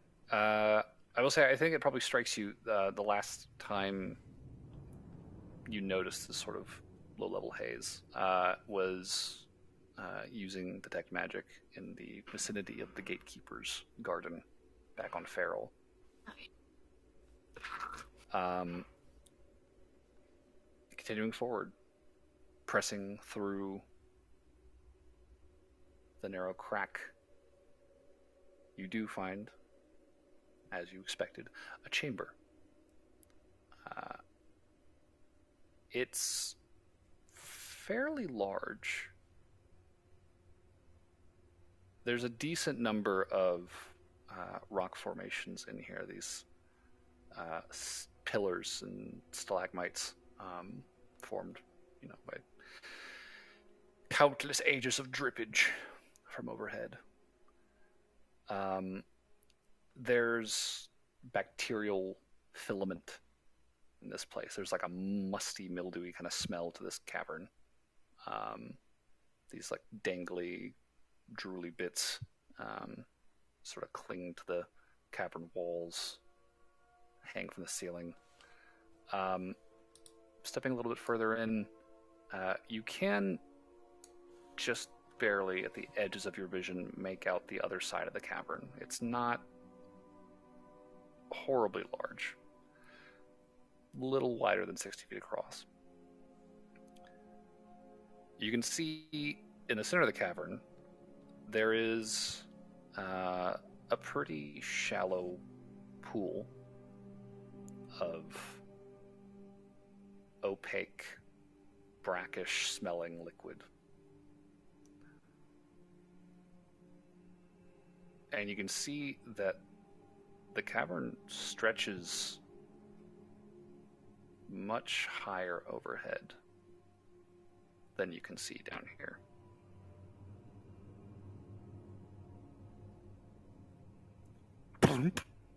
There is a very loud, resonant splash as what sounded like a very large drop of something splashed into the pool in front of you. You see the wide ripples emanating from the impact point out to the edges. And it's, besides being brackish, it's like normal consistency, right? Like it's not like viscous or anything. Seeing the water disturbed like that, it's pretty much the same consistency as water. There's definitely like something in it, like some kind of particulate or like something. There's a goop to the water for sure. Like you can see there's something weird about the consistency. You can't see through it, and there's a weird like visual thing going on, even in the dark, that you were able to pick up on. But it's not like syrupy or like it's not like a tar pit. It's definitely liquid. Okay. I would like to leave my things in my tiny barrel for now. Keep them in the barrel. But I'm debating doing something with this weird-ass water. Okay. Not magical water, besides the usual haze. The water does have a somewhat higher concentration of this aura in it.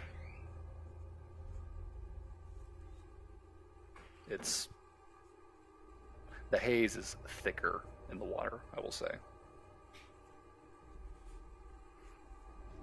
Jedi troll pled or not?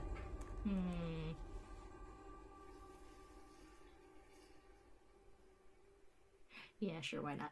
I'm going to purify food and drink on this water. Okay, cool. Does anything weird happen? So purified food and drink just makes like water potable, right? Like it's cleaned and unpoisoned or whatever. Let's see. I'll look at the particulars. That's one of the few ones I didn't really write because it's not. It's pretty It's pretty self-explanatory, yeah. So all non-magical drink. Yeah. Non-magical food and drink. As we just ascertained, it's definitely not non-magical. Well, yes, but there is a haze to it for sure. I will say, like, you sort of reach out with your magic and feel it repelled by whatever energy is imbuing this place. And the reaction to that, it is, again, that kind of sharp, cold, tang feeling. It's not quite a taste or a smell, but it's definitely this sensation as your magic kind of reverberates off of it that is not comfortable. Like, I get like a weird feeling up my arm. I'm like, oof. Yeah. It's like nails on a chalkboard. Yeah. Magical equivalent of nails on a chalk. It's like whenever you touch one of those electric things that make your hair stand on end. Mm-hmm. Well, I would like to take a. Can I take? Do I have anything in which to take a small amount of water with me? Because that's different. I will put some in this iron pot that I'm carrying around for some reason. Okay. You scoop some of the water into your pot. The water this is in your Burberry, pot, right? This isn't Roxy somehow. Yeah, this is Burberry. Yeah. The water in your pot still retains that faint haze of magical energy. It's substantially dimmer now that it's separated from the larger body of water, but it is present. Does this cavern keep going, or does it end here? Also give me a perception check. Oh boy. Thank God for that vision. So not that much. 10. 10. Yep, my passive perception was higher than when I was actually looking. Oof. So what's your passive? 13.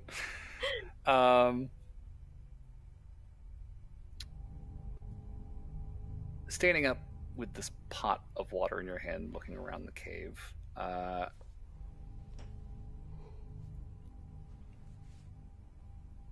you don't see an exit before something else catches your attention. Low to the ground.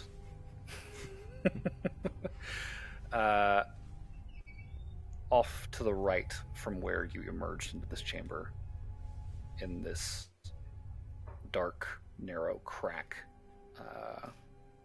near the cavern floor, you see two pinpricks of light.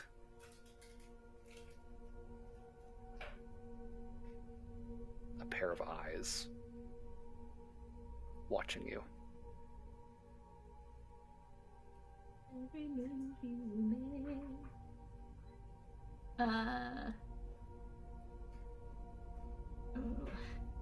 I do hope you're not something that wants to eat at me. And you watch, having now made eye contact with these eyes, as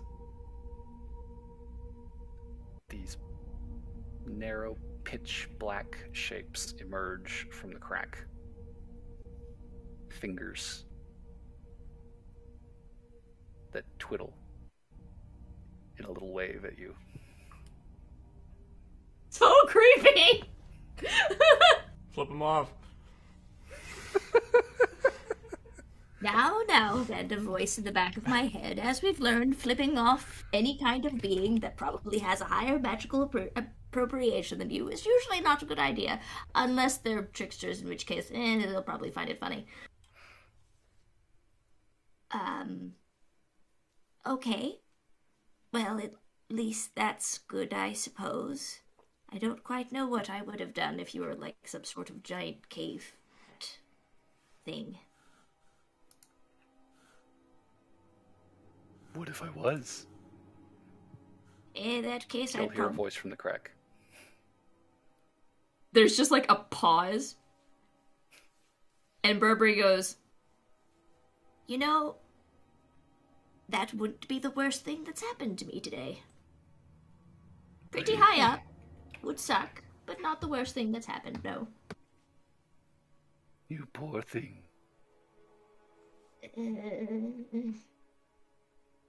I look down at myself, then I look at him, then I'm like... You see the eyes kind of glance down, like looking inside the crack, and then back at you.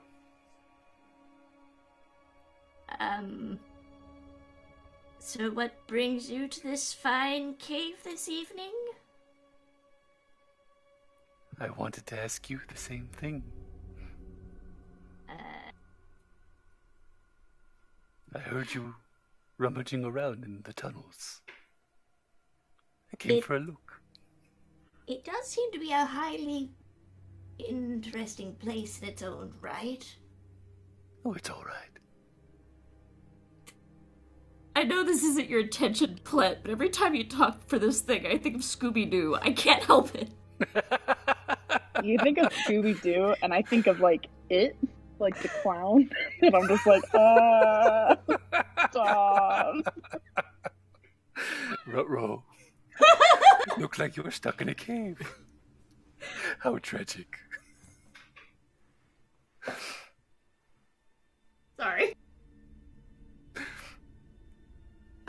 Which probably why this doesn't seem quite as intimidating as it might be intended to, but... A couple of beady little eyes and a dark hand waving at you from a crack in the fucking floor. It's fine. I mean, we started off this campaign with demon sacrifices. I don't know what you expect. It's a high bar to clear, I know.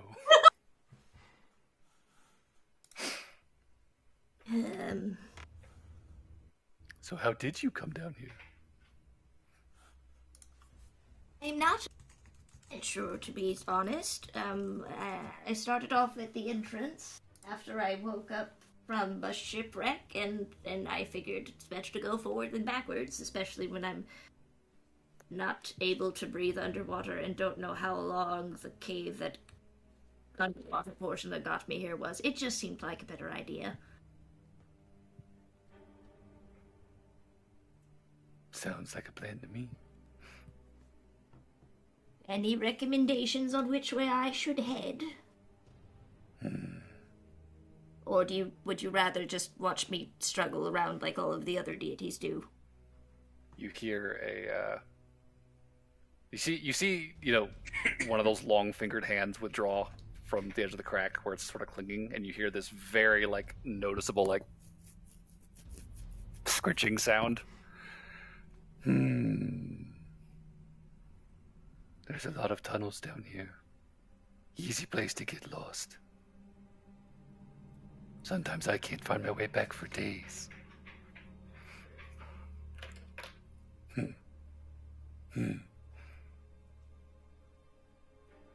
You could come down here. I'm not sure if I would fit. You seem pretty flexible. That flexible, not as the shadow thing. Oh, Phoebe's upset. Huh? Johnny's just grabbing Phoebe. Oh.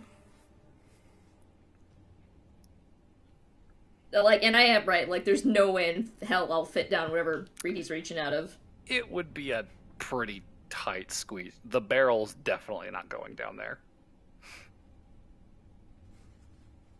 Then normally isn't it better to go up in these scenarios? That's true. You could see for again, miles from up in the mountains. again, and see again, not being able to breathe underwater. That's Makes sense. Was that your storm out there last night? It was bad. I could hear it from here. Rain and thunder. It wasn't mine, per se, but I do feel like I was the cause of it. Really?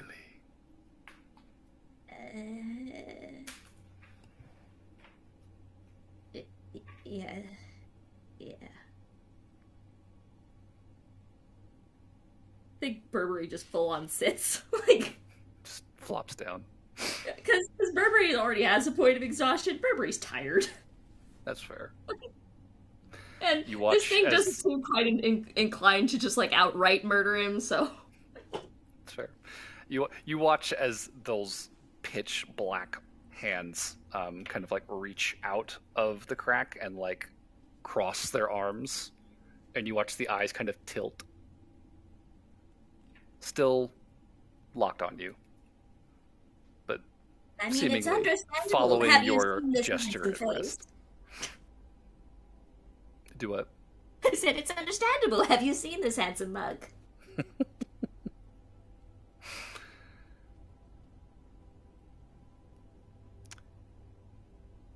Well, if you're trying to get out, there's other tunnels around here. Just keep going up. I'm sure eventually you'll find a way out. Well, I'll be sure to tell a joke or two now that I know that someone's listening.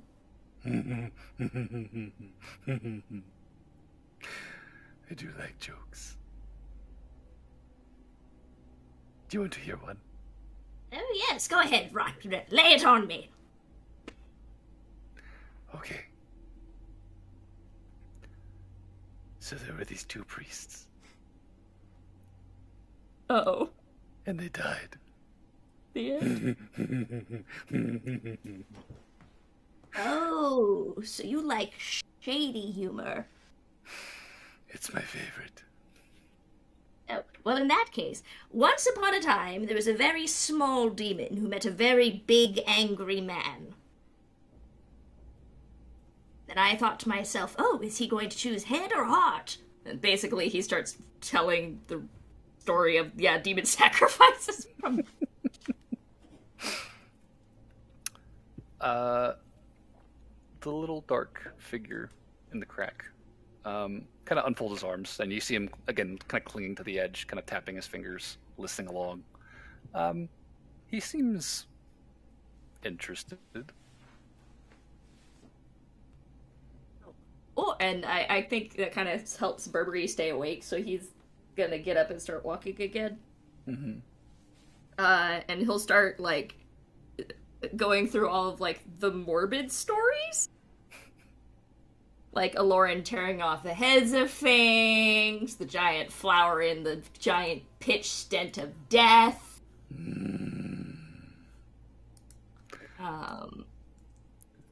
So, where are you walking now? Are you looking for another exit at this point? Another tunnel, because Okay. Yeah. Go ahead and give me another perception check, I'll say. 16. 16. Okay.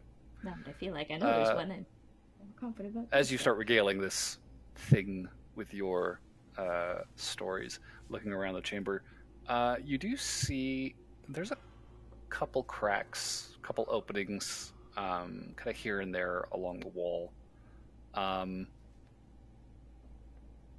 It's kind of a toss-up, honestly. Which one looks like it heads upwards? And yes, I am trusting the random voice, I'm sorry. Sure. With a 16, I'll say that one points at imaginary hole in wall. Picking your exit, beginning to make your way up to it to squeeze through. you'll hear the little figure call out to you. Oh, are you leaving already? You're not coming? You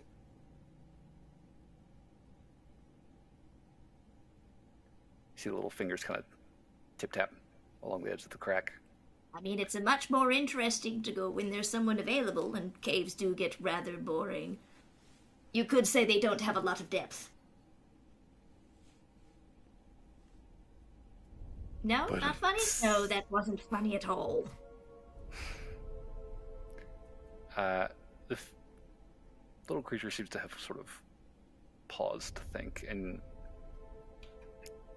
as you're kind of watching those little 2 points of light, you see 2 more appear beside them,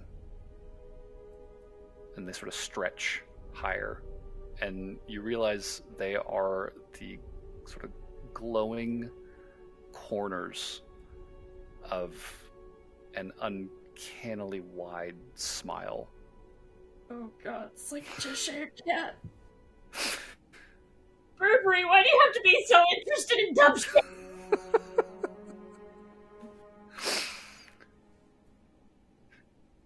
You mean I can come with you? I mean, it's your cave, isn't it?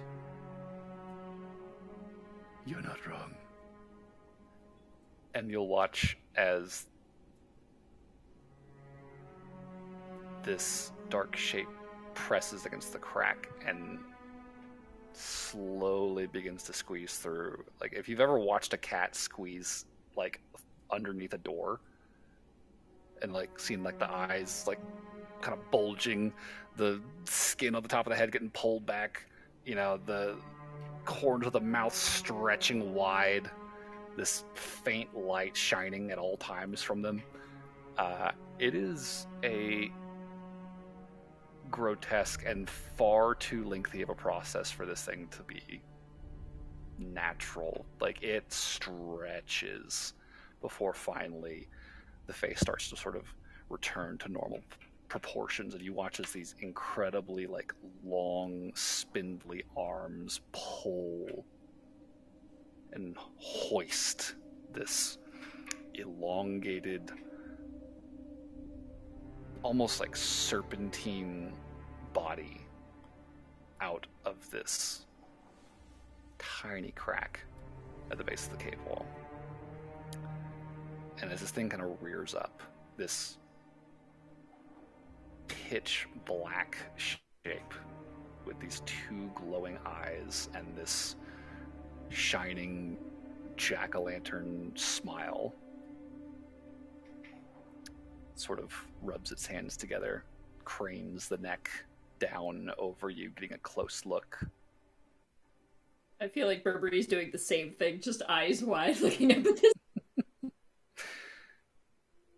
Well, lead on. I don't suppose you have a name, do you? Yes, it is quite polite to know someone's name. I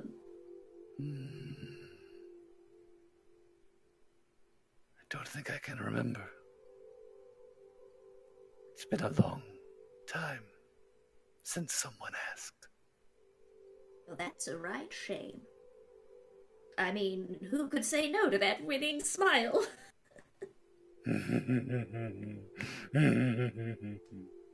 And I guess Burberry starts walking with this...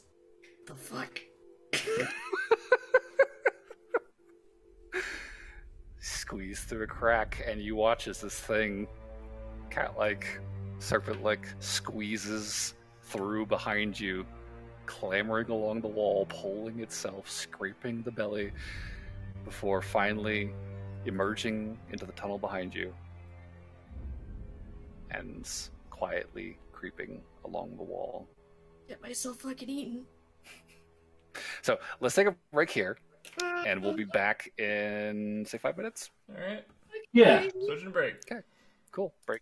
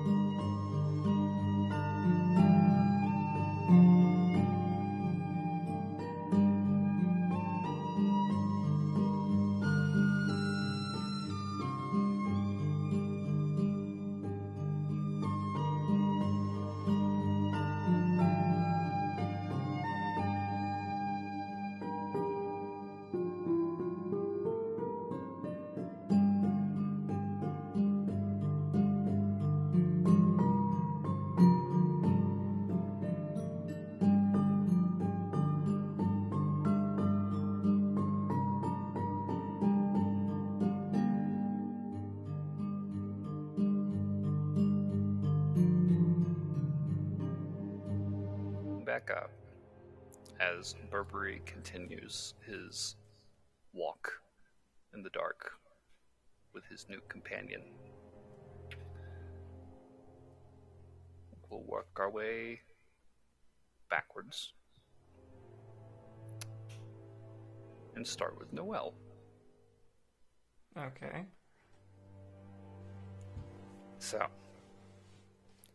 Noelle, as you have fallen asleep, where would you say your thoughts were at as you were sort of drifting into unconsciousness?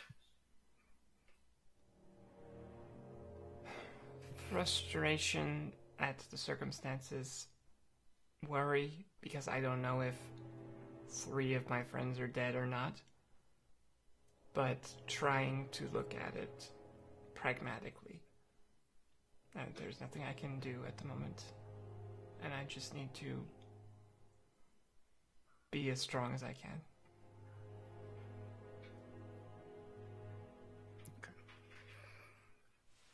I think meditating on this and then sort of falling asleep with this circle of thoughts in your head. Your dreams are hopeful. I think you envision reuniting with the others, finding Burberry, getting off this godforsaken rock.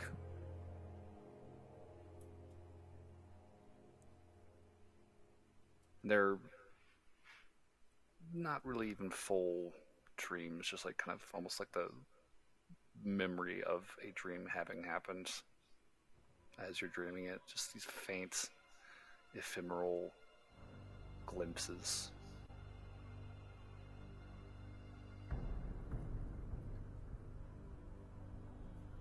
But interspersed with these, there's this voice. Cold, older woman.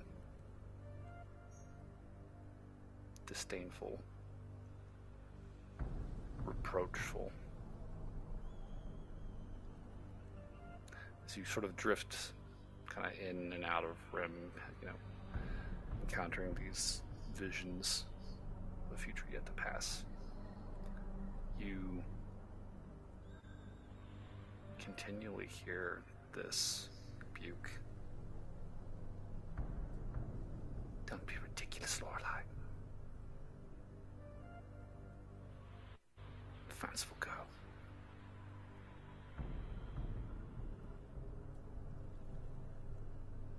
Get it together. Together.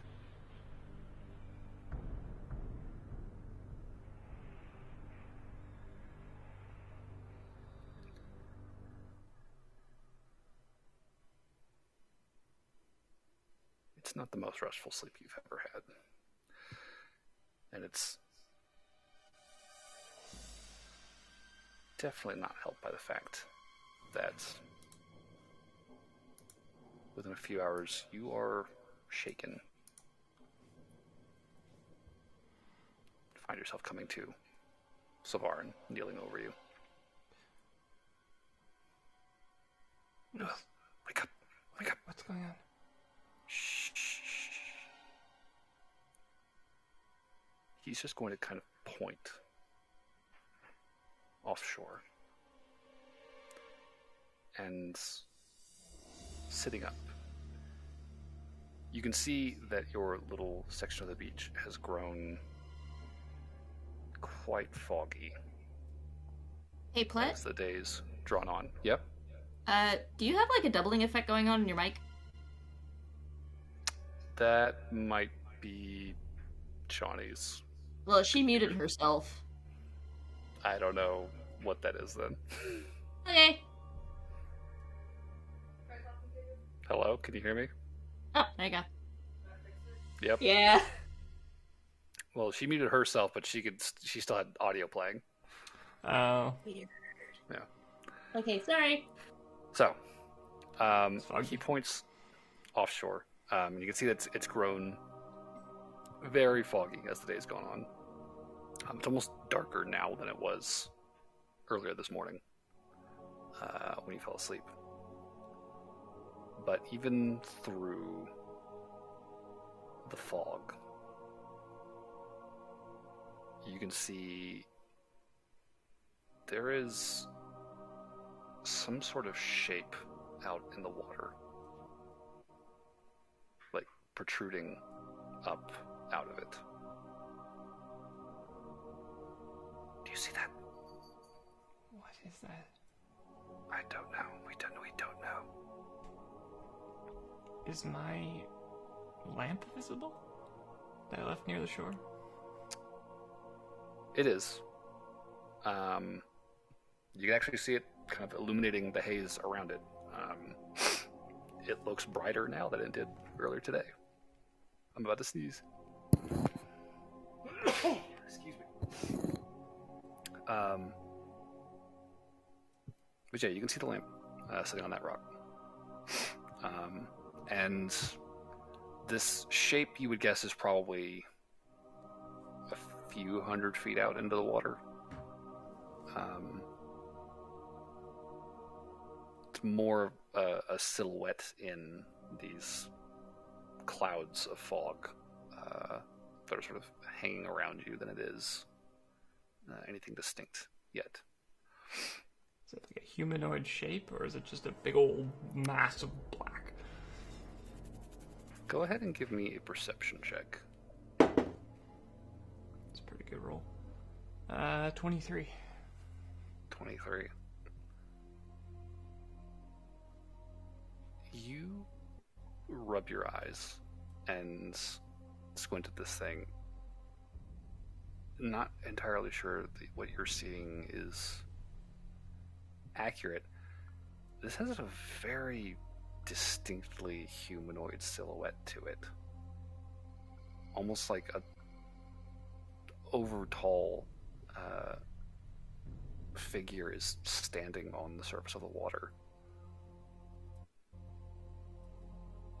You can very clearly make out what looks to be like a head with hair up in a bun. You see the shoulders, the ruff around the neck, this bulky dress kind of cascading down from the hips into the fog, disappearing.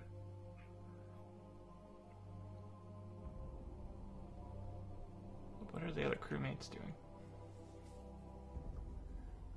They are not too far from you. They are all awake and they are all sort of crouched fairly close to the fire. One of them is watching you as Sylvarin has woken you. The other two are both staring directly at this shape, arguing amongst themselves. Does it look like a familiar silhouette? It does.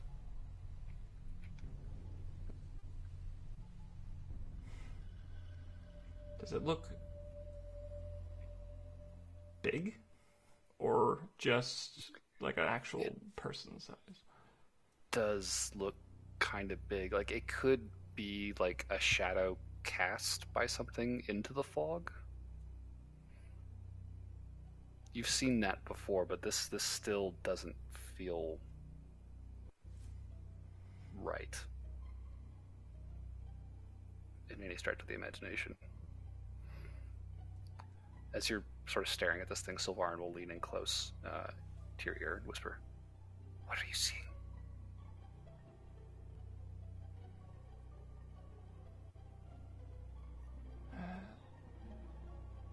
I don't know.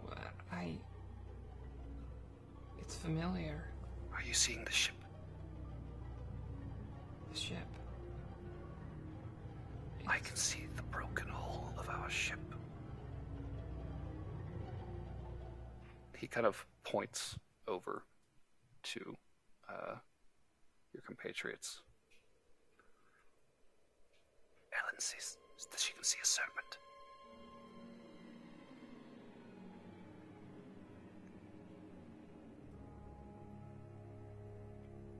Is it manifesting our nightmares? Is that what this island does? I just dreamed about this figure.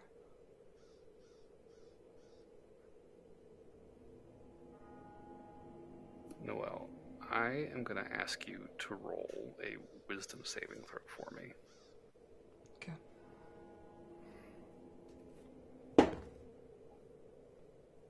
16 total. 16. Okay. As this thought occurs to you, you've become very aware, really, of your own pulse, of your breathing. For a moment, that's the only sounds you can hear. And while rapid, heightened by this development, it is steady. Focusing for a few seconds, you just watch and breathe. You hear Savar next to you say, I fear you might be right.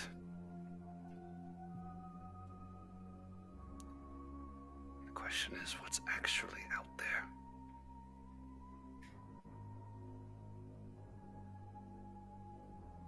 And can we risk moving?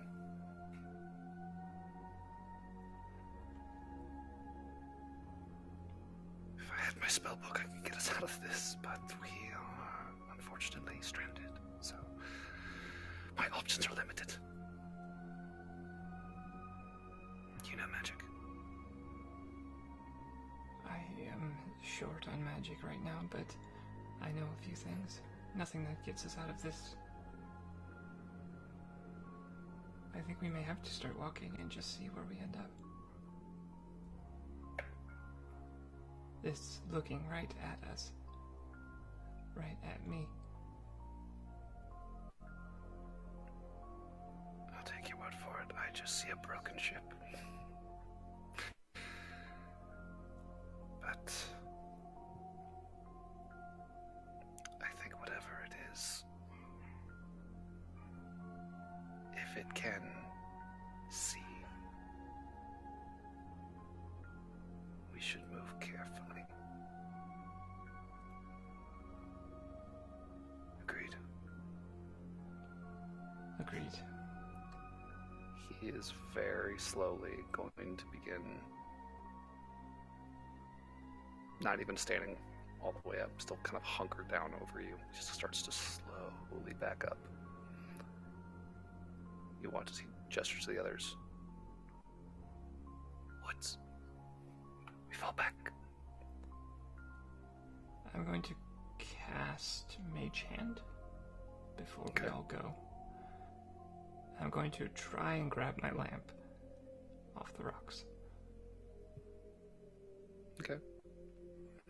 Pull it back towards me. Is the goal just, we're just grabbing the lamp and pulling back, or are we trying to be careful about this? Like, what's the... I'll try to... I don't know what it can see, if it's even a thing, but I'm going to start backing up. I'm going to maybe just pull the lamp as far back as where our campfire is and just stick it in the sand and let it sit there. Before it, like, yeah, just to keep it away from the water, I guess. I don't know exactly, but maybe if it's just looking at the light, it'll just think we've already abandoned or something by the time it gets that close. Who knows? Okay, so trying to, like, stick it in the sand? Yeah, I'm not keeping it with us as we back into the forest. I'm just gonna... Just kind of drag it along. Yeah. Alright, I guess we'll call that a sleight of hand, then. Okay. Sure. 19 total. 19 total, okay. Very carefully. This hand creeps along the sands, up the rock, and very gingerly, just between two fingers, pinches the end, and slowly, just barely audible, you can hear the scrape of crystal on stone, drags it back over the edge of the rock into the sand. And I'll back up with the crew. Falling back with the crew, you do notice as you're backing away, as soon as that crystal falls off the edge of the rock, the head of that figure immediately jerks down towards it. And you watch as this shape begins to grow larger, closer, almost matching your pace. I'm going to need you to make another wisdom saving throw for me. Okay. Different effect. Oh, Jesus. Another pretty good roll, 22. Okay.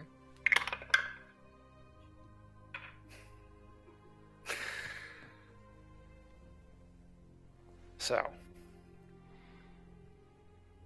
as this thing begins lurching forward, you feel Sylvarin's hand on your shoulder.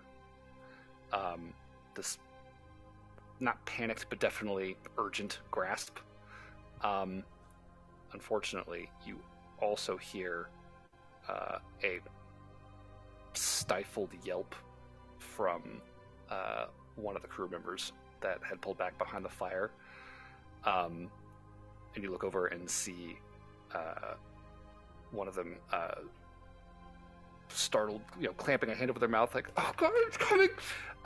And immediately, like, scrambling to their feet as you see this shadow's head dart in their direction, and the shadow begins to grow, and you see these two pinpoints of light light up in the face, and then multiple points of light erupting around it. And very quickly, this figure begins to lose its shape. You stop seeing this familiar visage that you were so not ready to see.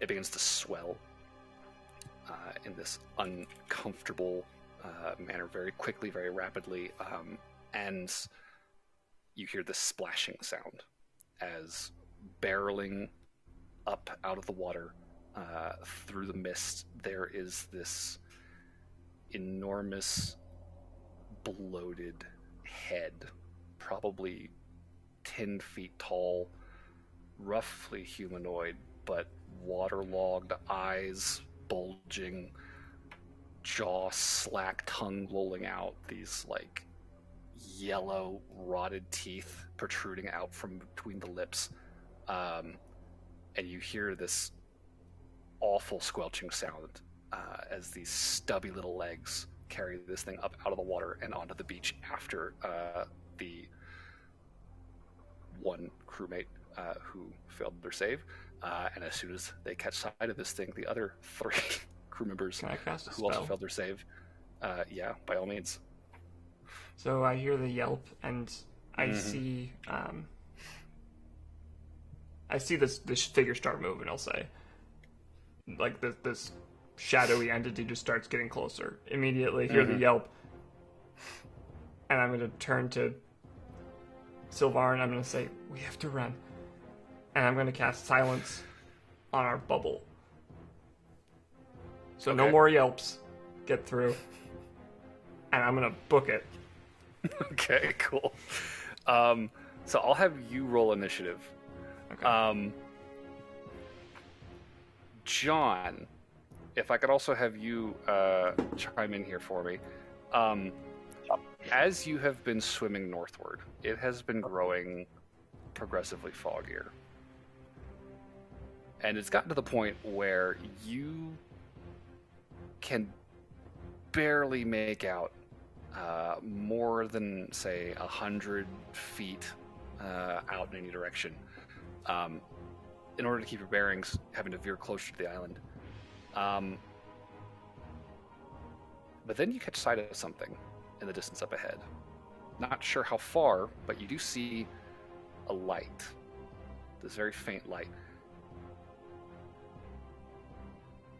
And then it goes out. And then several other lights immediately light up, not too far from it. And you hear a yelp. And beyond that, it's silent. What are you doing hearing this? So I'm gonna take my I swear I have a weapon here in a second. I got a 19, by the way. Did I really want it? 19. I'll take my hand axe out of my bag. Okay. And I will go to investigate. Cool.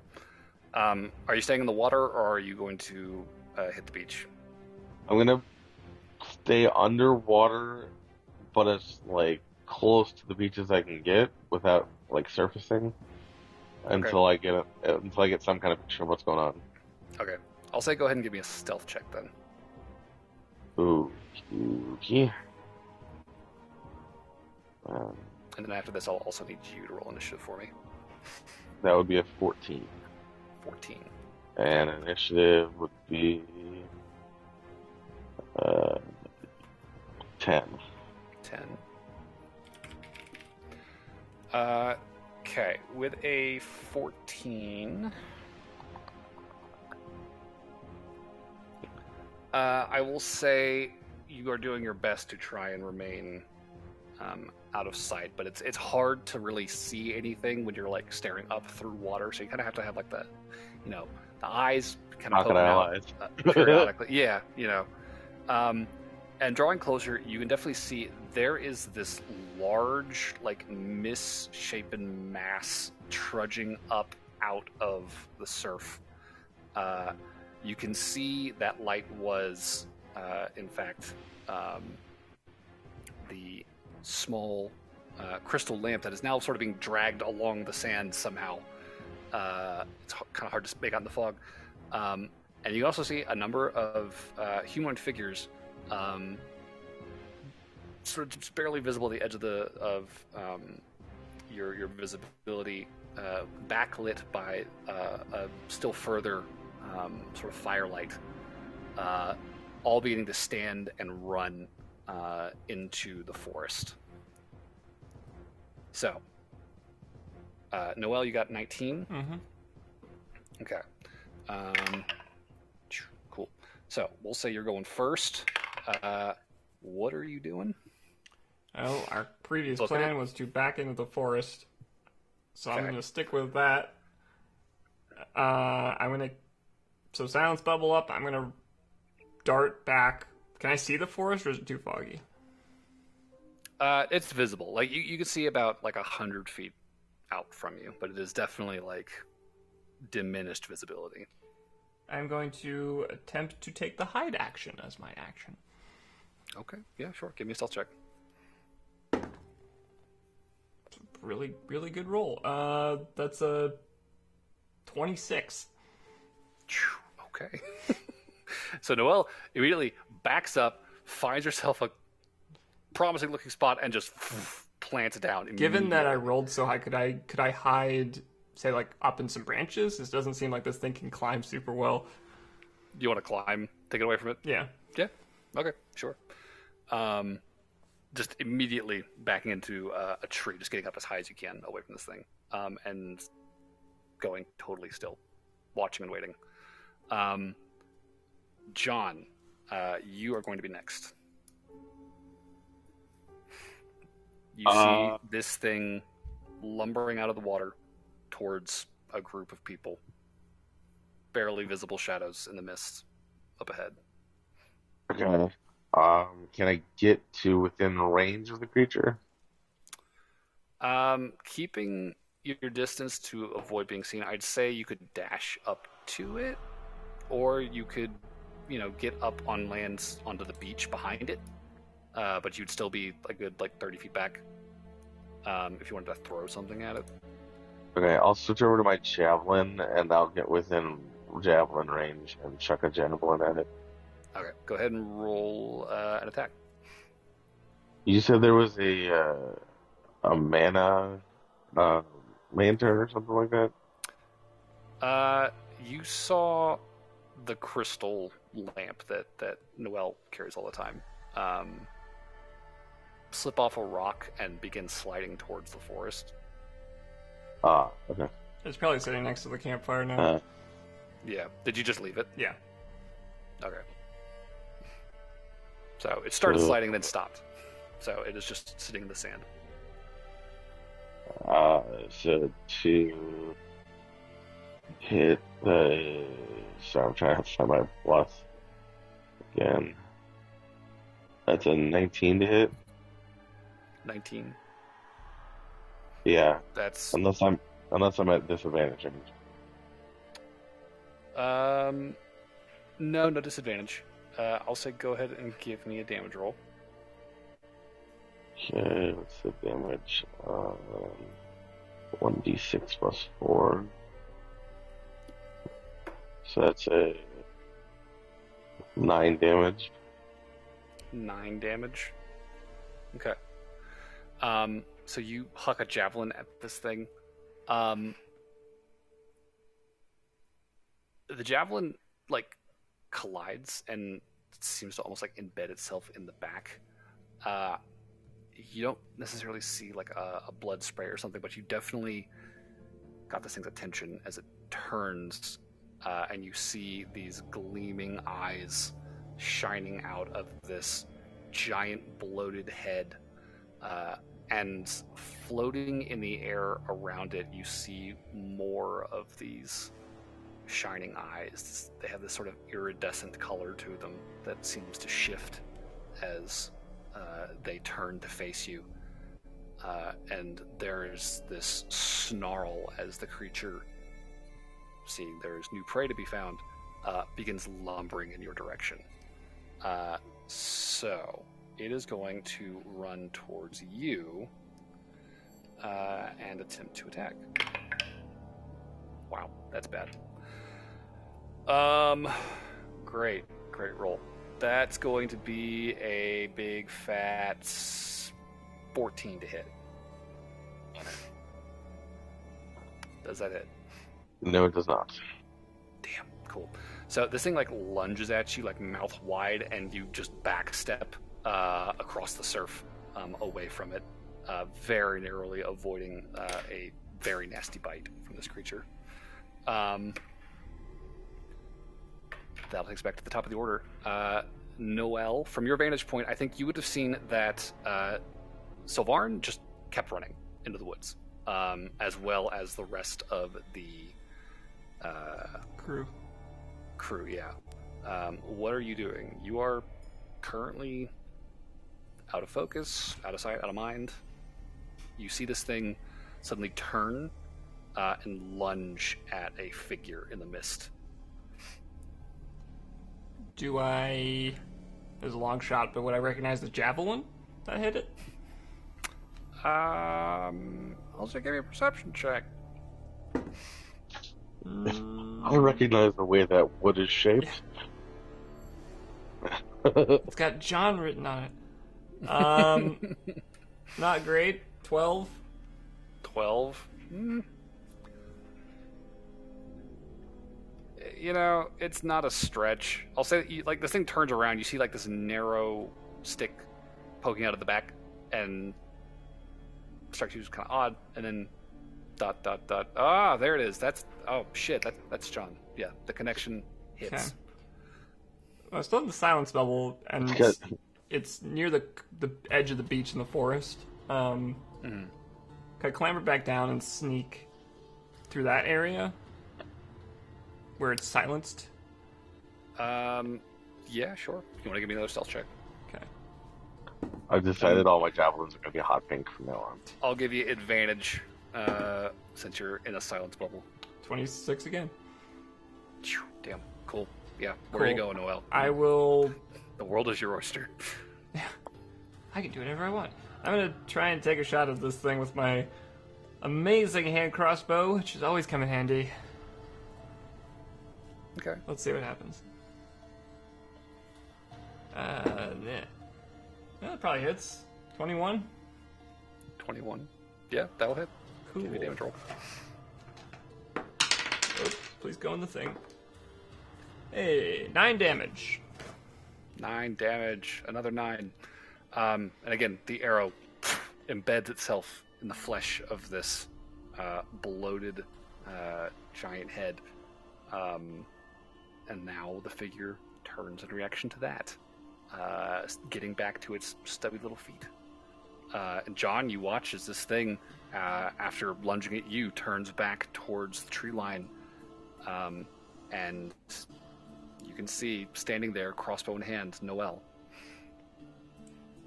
I'll use my movement to... Well, I'll back up like 5 feet. I don't know how much I have left, but I'll get closer to the trees, and that's my turn. Okay, yeah. So, John, what are you doing? Okay, so I'm going to pull out my hand axe again. Okay. And I'm going to rage. Okay. And remind me again, am I able to extra attack? So when I rage, Extra take up? attack. So you're level 5, so you should just have extra attack as a normal Okay, I thing. just want to make sure that didn't require my bonus action. No. will Reckless literally attack be the first- is... That's not a bonus action either, actually. This will be the first time I've ever used this. I just want to make sure. Yeah, extra attack is just now you can attack twice whenever you attack. Okay, I am gonna attack, or I'm gonna run up and hack it with my hand axe, and extra attack and reckless attack for both.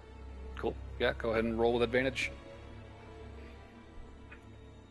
Okie dokie.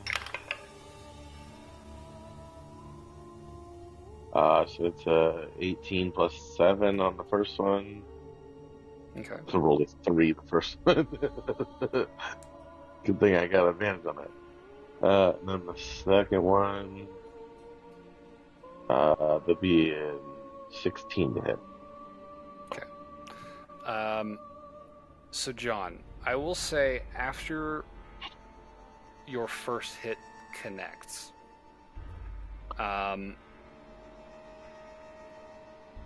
you immediately get the sensation there is something wrong here.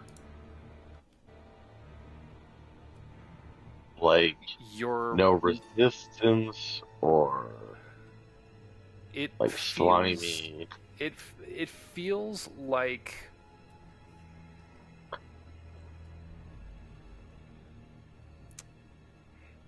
it's an odd sensation to describe. It feels like when you're asleep and you try to throw a punch and it's just like kind of swinging through mud.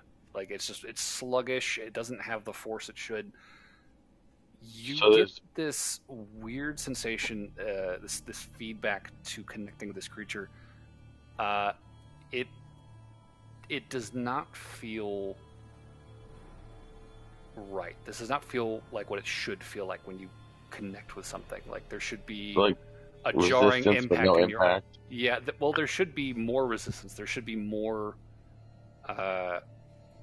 visceral detail that is lacking in Sean's disappointed. the feedback that you get hitting this thing.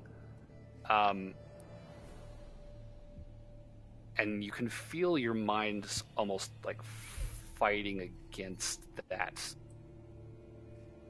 conclusion. Like you're trying to rationalize it, but at the same time you can't fight the instinctive knowledge that there was something very wrong about what just happened. If at first you don't succeed, hit it again. And you do with that 18. And again, that same uncomfortable feeling of sluggishness, this lack of resistance, this lack of tremor on impact.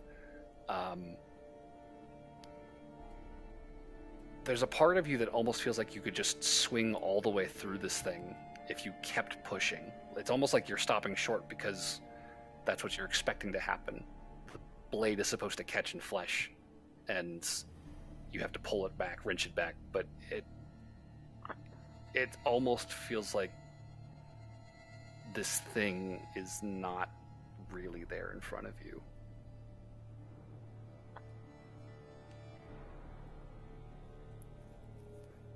But it turns to you. Is the javelin sticking out of it?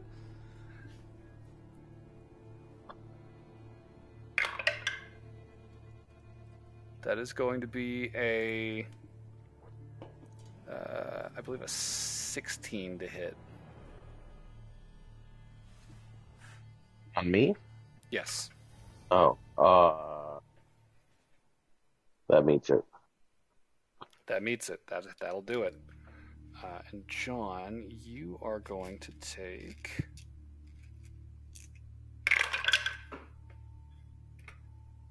Oh, what type of damage is it? Oh, we're about to get to that. 14... 20... 22... psychic damage. You feel teeth puncture your arm as this thing gets a hold of you. You see the eyes kind of roll back in the head, almost like ecstatic at the taste of blood.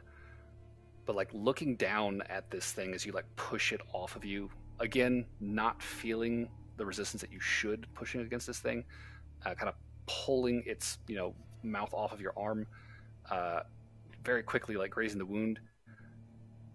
It doesn't feel hot or wet. It doesn't smell like blood should smell. Like, it looks like it. You can see it, but it's still not right.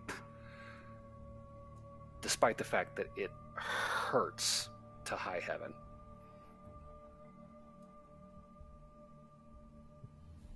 But there is something very, very off about this whole interaction that's going to strike you very quickly over the course of these two attacks and then its returning bite. Noelle, top of the order, you are seeing this. You are watching as John, runs up to this thing, axe in hand, starts swinging.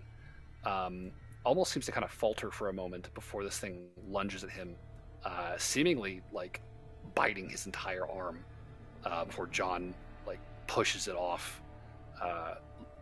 almost a bewildered sort of posture in his body language. What are you doing?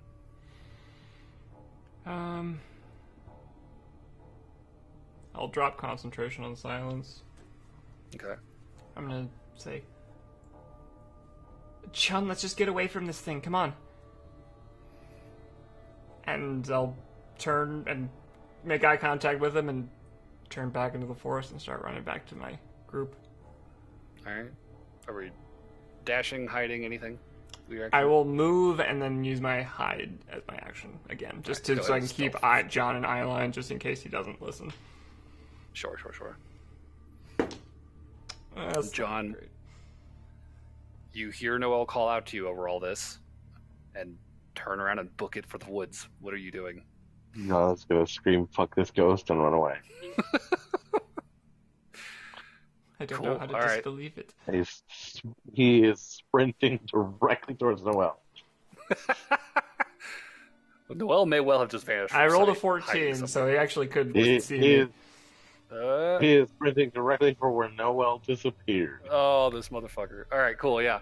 You just see John just charging towards you, full speed, and this thing just... Oh. Didn't think my speed leveled up. Lolling along behind him. That's 80 feet of movement if I'm dashing. Yeah, you're outrunning it, but it is definitely giving chase. So yeah, Noelle, John is just clearly sees you where you've tried to hide and is just running straight for you. All right, I'll start running if I see him moving. Okay. So, dashing, hiding, what are we doing? Try and figure out where my crewmates went. Okay. Give me a perception check. Pretty good. 22. 22. I will say you don't see anyone like line of sight, but you do see tracks. Like panicked, frantic, crisscrossing tracks in the mud. You could follow them easily. Yeah, I'll say. I think they went this way. Come on. Okay. John, running full speed, probably outpacing Noelle if he is. If John runs past Noelle, he's just gonna pick her up. and probably just enough. keep booking it. Sure, yeah. Does John have that that strong build feature? What do you mean? It's the one. It's a racial trait that makes you have like a carry capacity for one size creature larger than you actually are.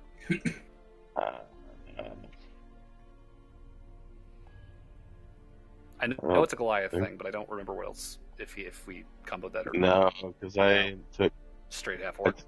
I took straight half orc. Okay. I will say trying to carry Noelle and all of her equipment with you. I am raging still though. You are only raging for as long as you are attacking or taking damage every round. What if I keep stabbing him with a crossbow bolt? Run, you big stupid idiot! Keep that adrenaline going. Technically raw, I'll allow it. Let's see. What does raging allow for? I'm not gonna do that. That's weird. You could. It's so metagamey. You've seen how John. I don't weigh that much, honestly, either.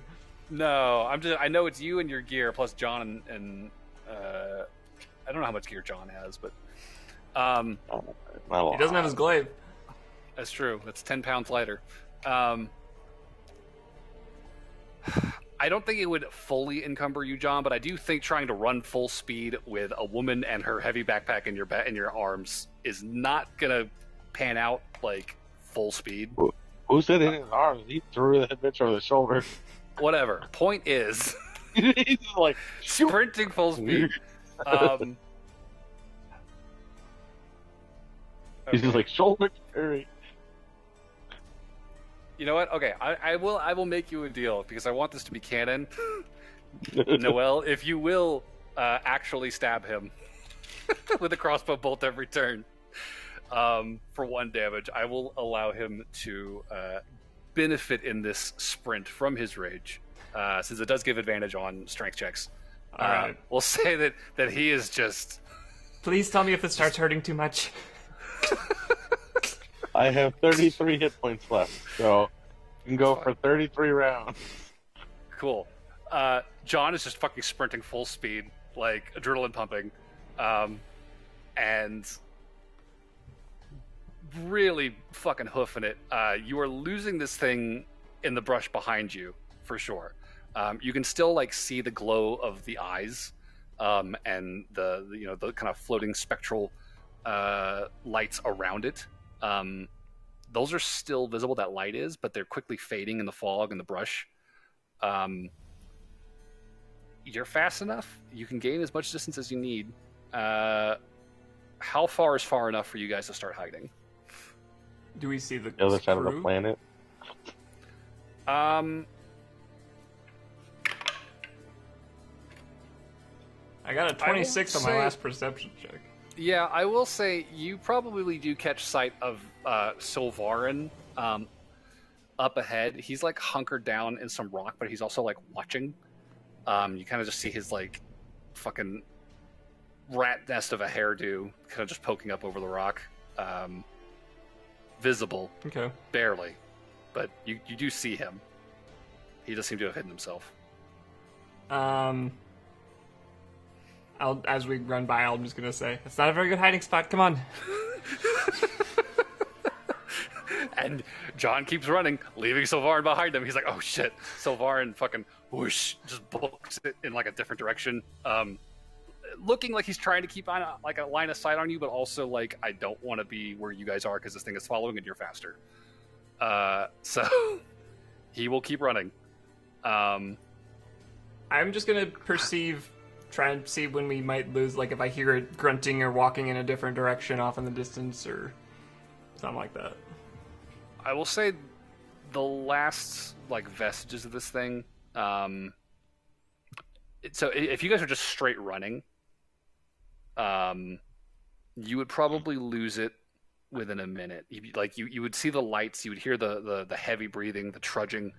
The last vestige of its presence that you would hear would be those lumbering, awkward footsteps, crunching leaves, going quiet.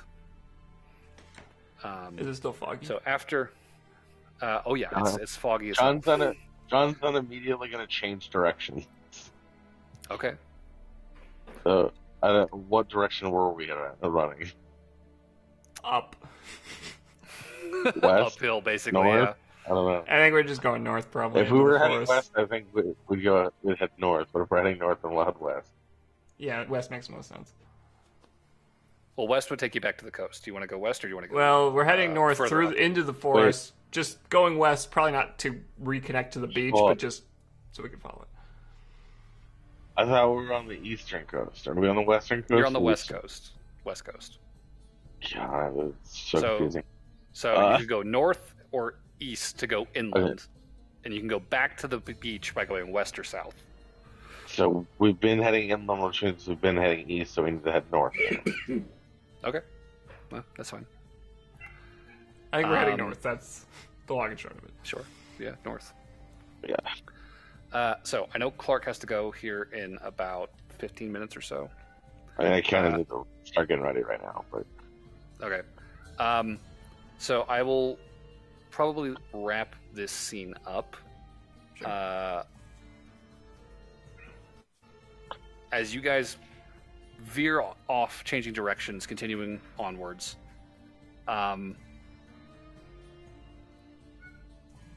After a while, you do start to feel pretty confident that this thing is behind you.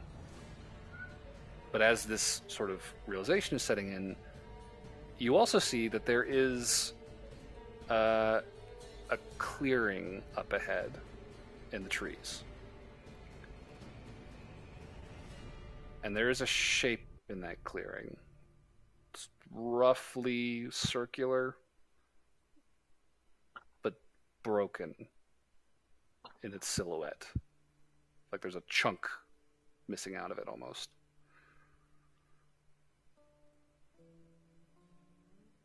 It's like if you had dropped a dinner plate on the floor and you had a big crack, missing out of it. John's already out of rage.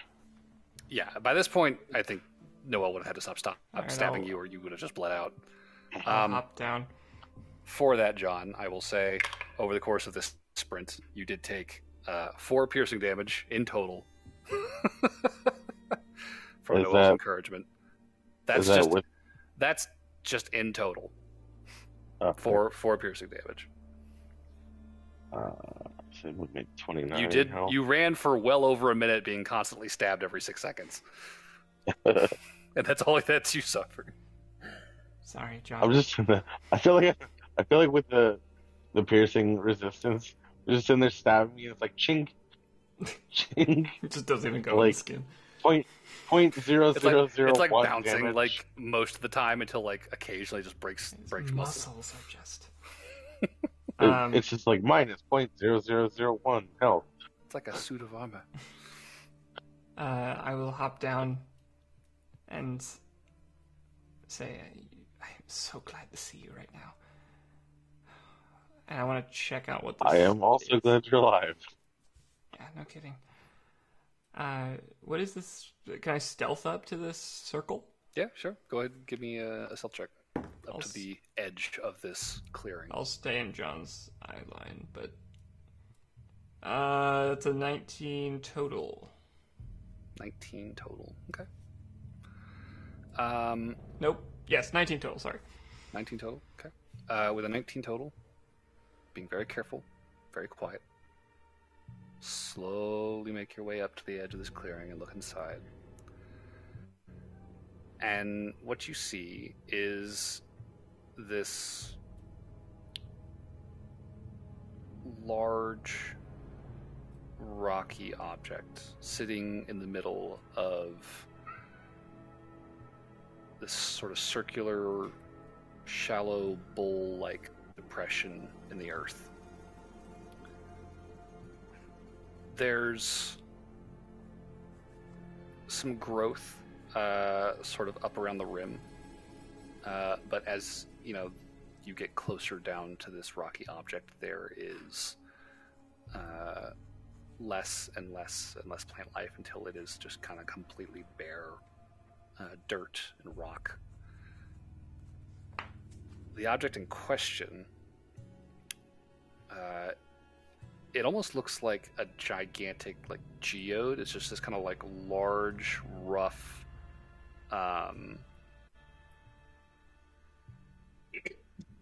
generally spherical stone that has broken open to reveal this sort of hollow interior. And there's a few chunks of it kind of laying on the ground. These sort of wedge-like slivers of this hollow rock. Like an egg? Kind of.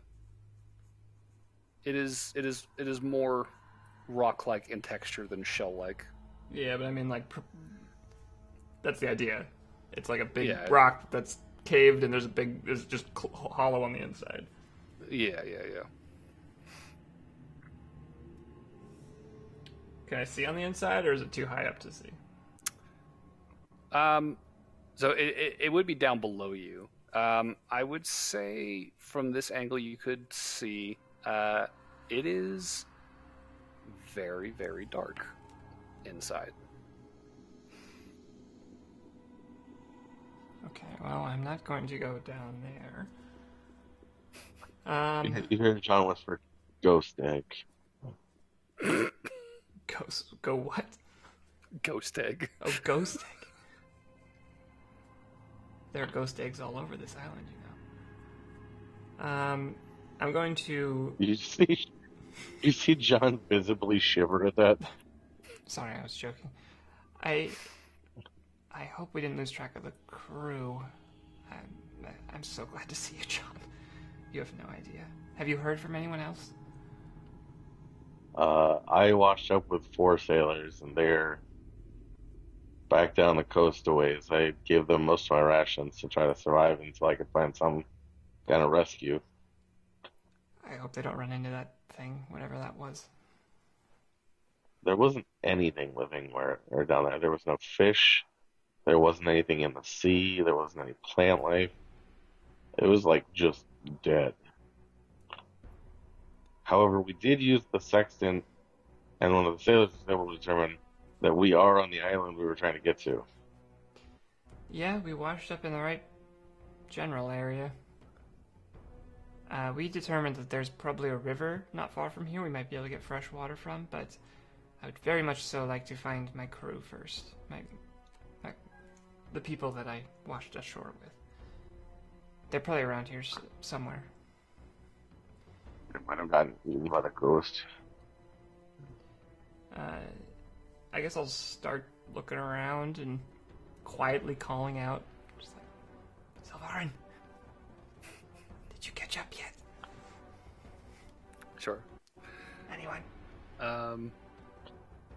This Ellen? is battle music. Stop it. Hey, Jax. John's gonna quiet. John's gonna kind of whisper, non-whisper, "Sailors, did you get eaten by ghosties?" Judith. Lydia. I think as you sort of circle this clearing, the nearby woods, calling out, John, who is not whispering but trying, boy, John, you will hear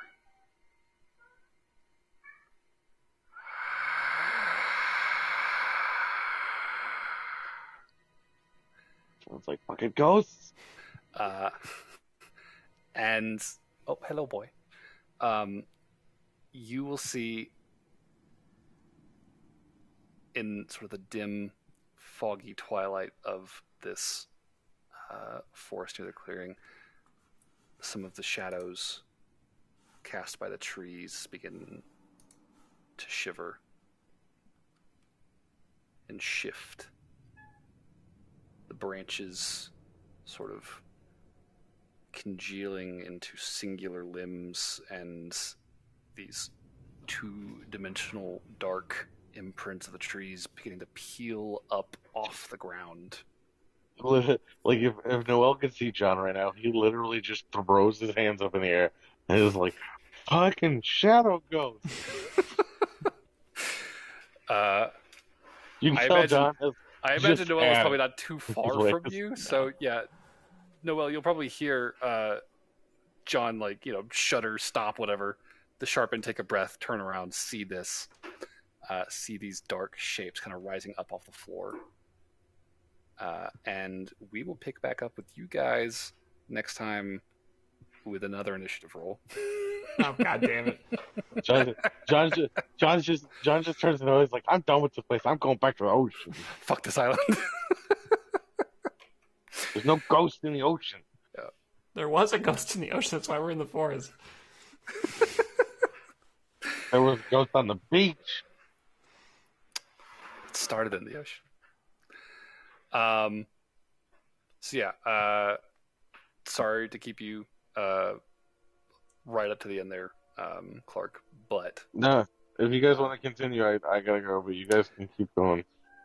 Yeah, I can finish out the last couple scenes I had for the night. Sure. Okay. Since you were not present. But yeah, have a good shift at work. I think we're gonna run, by the way.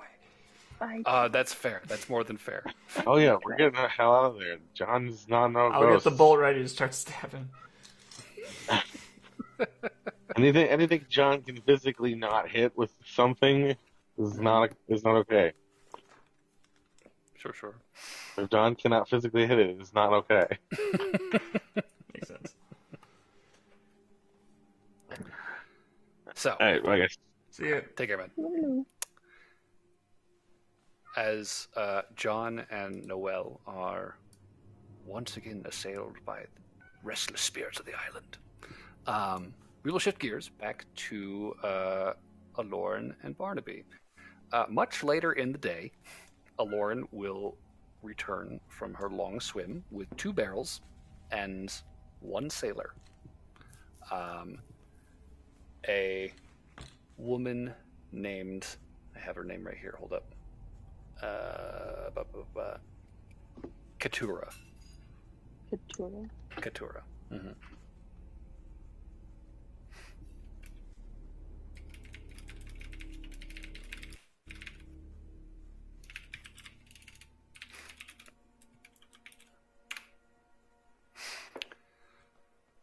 And yeah, coming back to shore,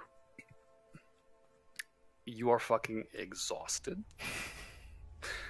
You've been out and about all day, swimming, arms and legs burning, but holding it together remarkably well. And you will see a little bit further up the slope from the shore, Barnaby and your other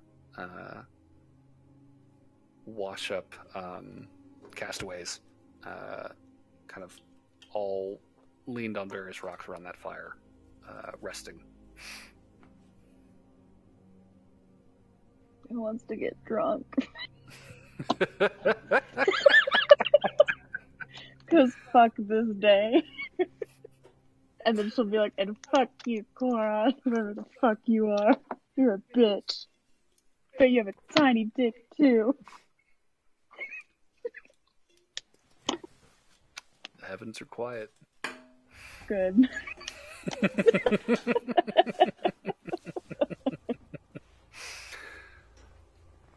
So, as you get to her drag yourself up out of the water, she's kind of helping you with the barrels. Well, it's better than being out at sea. I'll take it. Both could go to bed now. Yeah. Are you guys gonna tuck in for the night? Oh, Aloran, after dragging these barrels out of the ocean, she is first going to get a pickle. I need a pickle. And then she's going to open up the booze, and using one of the jars that Gerald gave her, she is going to fill it up with ale and just start profusely chugging alcohol. Sure, give me a Constitution save. Okay. 14. 14. Okay.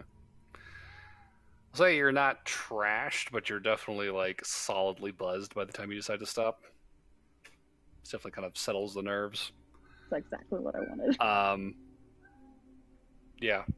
Meanwhile, Barnaby and the others are just like passed out on that. Hey! Dumbass. Give me 1 sec. Oh, Tenzin. Okay. He's like knocking shit over. Yeah, so getting drinks and kind of settling around the fire. Your plan is just get some sleep. Yes, and then I forgot like the healing spirit. How many? Is it like? I think it's 1 plus your wisdom modifier is Okay. the amount of uses. But you would have to cast that thing again to get. Well, I had that, but I never like rolled anything because I said I was gonna split it. Right. Okay. So 4. I have 4, so I got 2 charges. you got 2 uses out of it. Yeah, so I got 2d6. So Okay. 4 and a 4. Okay. Looking better. It's not bad. Okay. And yeah, Barnaby at this point is in the middle of a long rest. He is out for the count. You tuck in, start getting some sleep. Yeah, I'm probably just gonna curl up and join him. It's fair. He's got a couple hour head start on you, but I don't think that's gonna bother anyone. I'm gonna try to use my sending stone Mhm. and tell Gerald, because I think I get like 30 words, right? 25. 25. What's the island we're called? Montibon? Montibon? Okay. We shipwrecked onto Montibon. We have a few survivors. Am alive. Update soon. Okay.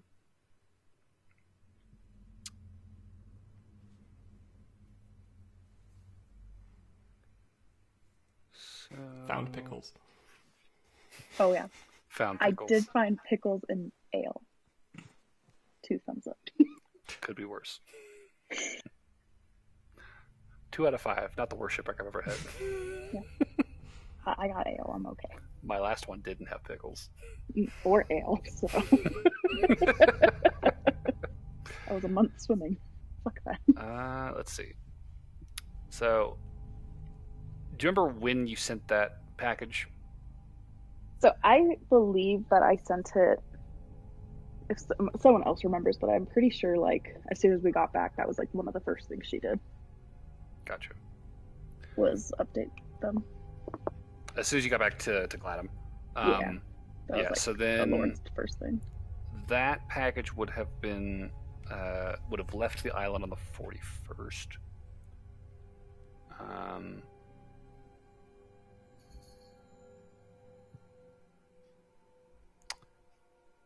So you get a response. Oh shit. That's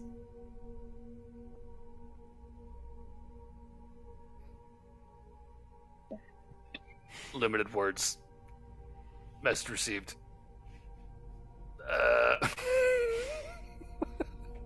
It's taken him like 3 minutes to come up with a fucking response.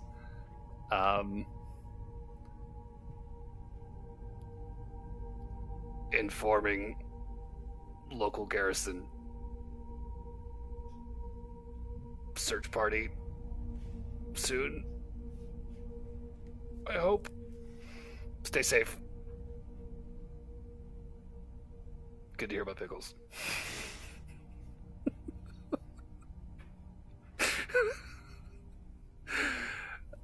Yeah, that was a lot to just dump on him, and then okay, so he's processing.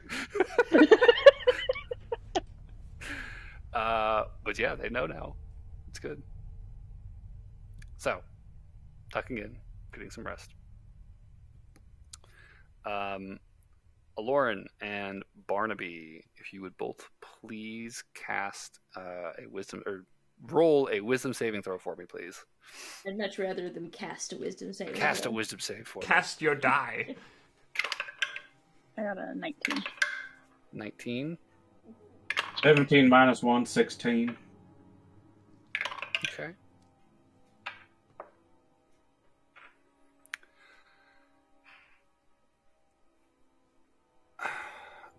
Aloran, you're not sure how long it's been. It's still light out when you are woken. And Barnaby, you have been sleeping for a while. You're definitely feeling a lot more rested, although it is still startling to be woken in this fashion, by a sudden scream from right next to you two. And bolting awake, everyone else in the camp, all sort of, immediately upright, panicked, looking to the source of the sound. You see Leah,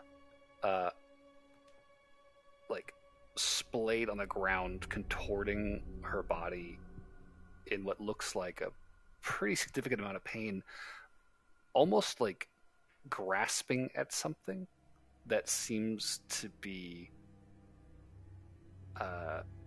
it's almost like she's trying to grab at a hand that's closed around her throat. She is gasping now, eyes bulging, face going red, giving off these horrible sputtering sounds as she's convulsing on the ground next to you. Can I cast a spell? Yeah, what do you do? Fairy fire. Okay. So everything in a 10-foot cube has to make an X save. Okay. So Leah lights up in the light of the spell. As does Katura, who was next to her, and is now scrambling to her feet and trying to pull Leah away from the fire, swatting at the air next to her, not seeming to connect with anything. You don't see anything sitting on her chest, anything grasping her by the throat. There's nothing there to turn visible. Okay, I guess then I'll try to this spell is to be believed. Shake her awake. Okay. So if she doesn't shake awake, I'm gonna slap her in the face. Nothing personal, but you need to wake up. Whatever you dream is not good. Shake her then. Yeah. Okay.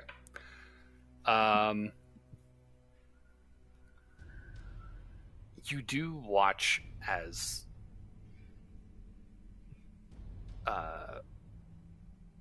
the strain in her face, the veins bulging in the neck, eyes and face going red. She's sputtering and coughing, and you shaking her, she suddenly just starts hacking. Suddenly far less aggrieved, eyes watering, kind of pushing herself up into a seating position. What happened? What happened? You're screaming and choking. Are you okay? Oh God. She kind of clasps her head.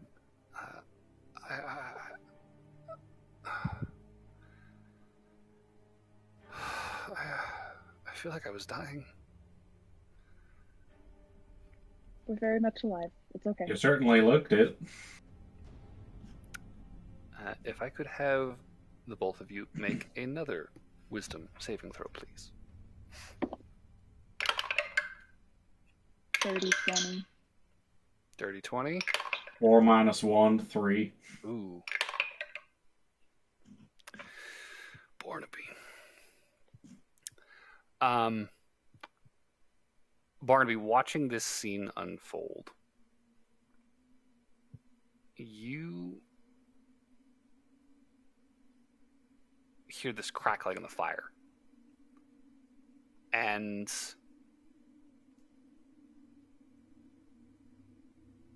in a second, you feel like the hairs on the back of your neck stand up. You feel this cold sweat break out on your neck, on your face. This chill kind of runs down your spine.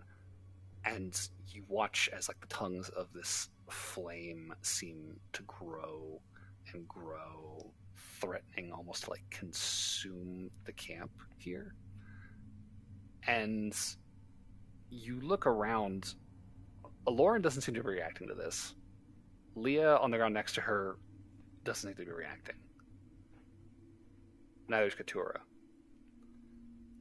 But your other two companions both immediately meet your gaze. Nod. Without a word spoken. And they begin to back away from the fire. Mechanically, Barnaby, you are currently frightened. And you cannot move closer voluntarily to the object that you are afraid of, and you also have disadvantage on any attacks made against it. Presently, that object seems to be the bonfire in your camp. Well, knowing what Barnaby would do when he's been scared before, he shoots it.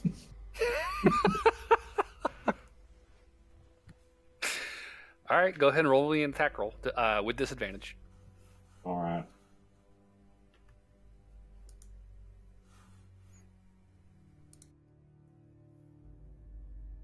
With disadvantage, that is a 16. 9 plus 7. Oh, excuse me, plus 9. Never mind. So that's a 18. 18. Okay. That is still going to hit. Go ahead and give me a damage roll. That is 9 in total. 9 total. Okay. Mm-hmm.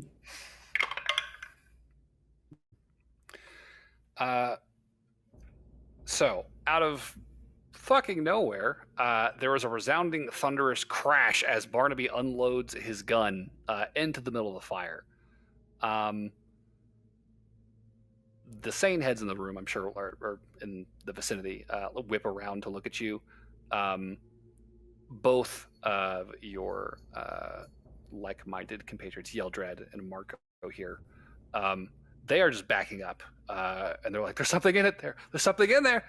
And Barnaby, as you unload your gun, you could swear that you heard this like high-pitched hissing sound, almost like a kettle, as something in that fire takes that gunshot. And there is this spark, this like stray bout of flame or light or something. Very strange, like almost like a neon blue pink color that kind of shoots out of the fire. And you see that there is an eye staring up at you from inside those flames. Well, well, well, now I see you.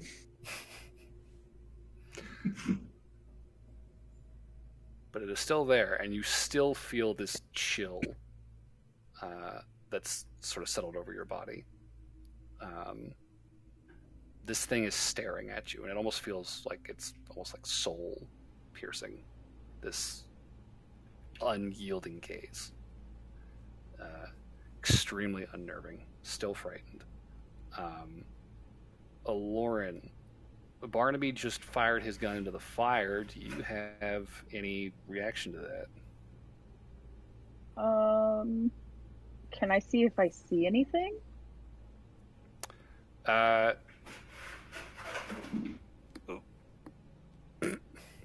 Yeah, I think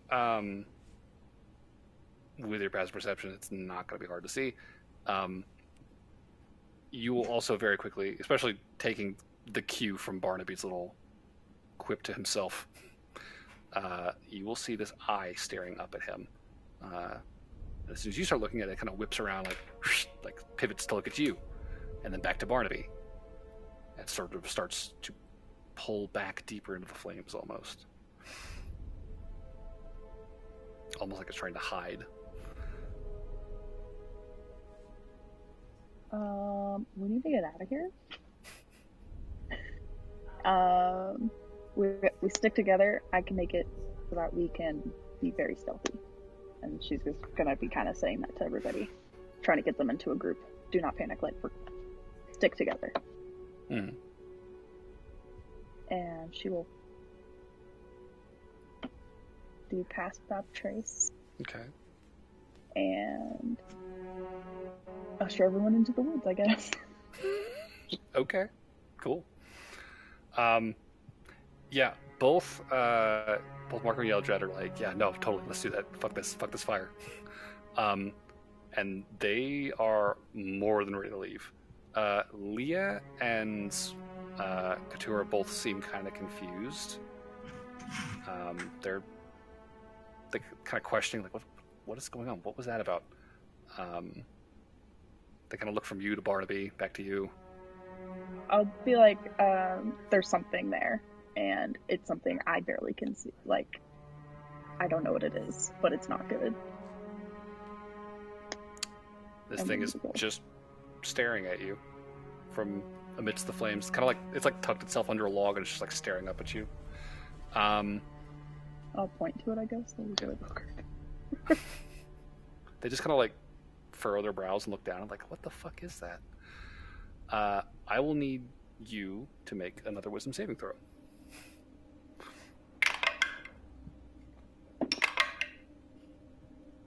My dice love me today. I feel like this is like, because last session I rolled so horribly and got struck by lightning like so many. My dice are like, okay, you can do good today. This is fine. Okay, so I rolled a 17 plus 6. 17 plus 6. Okay, cool. Yeah. So, Aloran, for the second time now, you feel this sudden, like, pang almost, this strange sensation kind of wash over you for a moment. You kind of make the connection. It's coming from this fucking thing. At the same time, Barnaby, you suddenly feel that fear, that deep, blood-curdling fear in the pit of your stomach fade away. And you just stare at this quivering little eye shining in the fire, wondering what the fuck you were so afraid of. And at the same time, Leah, who apparently nearly just died in her sleep, goes white. You see the sweat start up on her. She starts to kind of clamber away, backing away up over the rocks. That's it. That's the thing. That was it. That was it. That was it. And she is now also panicking and beginning to head up the cliff or rock face towards Marco and Yeldred, who are now both looking at each other kind of puzzled and looking back at you.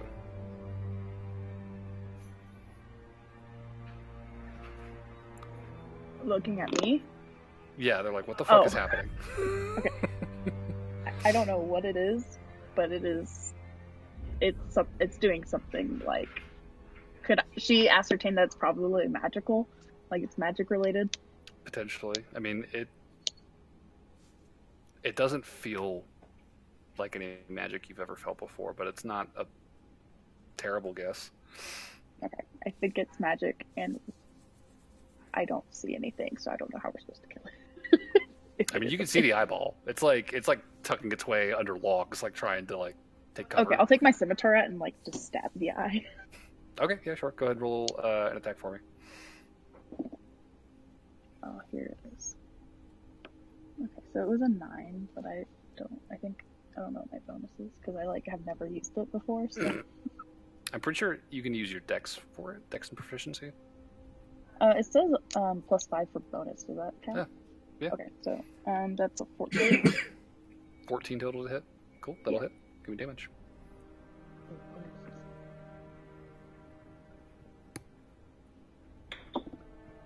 Four damage.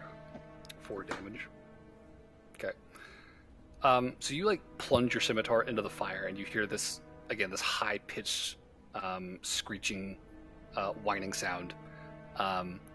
And at this point, you watch as the eye just kind of pulls away, like fully out of the fire, just kind of floating in the air, in front of all of you, before finally closing and vanishing. And at that point, I think Leah, at that point, Leah, who had been scrambling over the rock trying to get away from it, stops, panting, looking around. What the fuck was that? I don't know. Some kind of eye. Could it have been like a ghost or a spirit or something?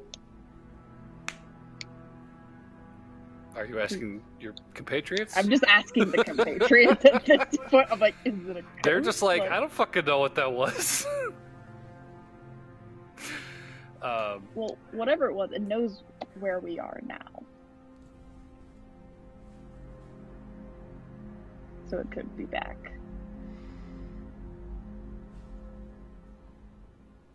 I think if we want to leave and try to, like, get away from it, this is the time to do it. Plus, it wouldn't be a bad idea to try to find some, like, fresh water somewhere. Yeah, that's a good point. I'm pretty thirsty, Leah will say. If I get a full night's sleep, I think I can conjure water, but... Well, as long as you don't walk for more than another hour, you can continue your long rest. Well, how about this? I didn't get to tell you because I fell asleep earlier, but found a spot that may be a good little place to hole up for, but we'll probably have to at least last this night before we can get there. How far away is it? More than an hour. I'm so tired. You and me both.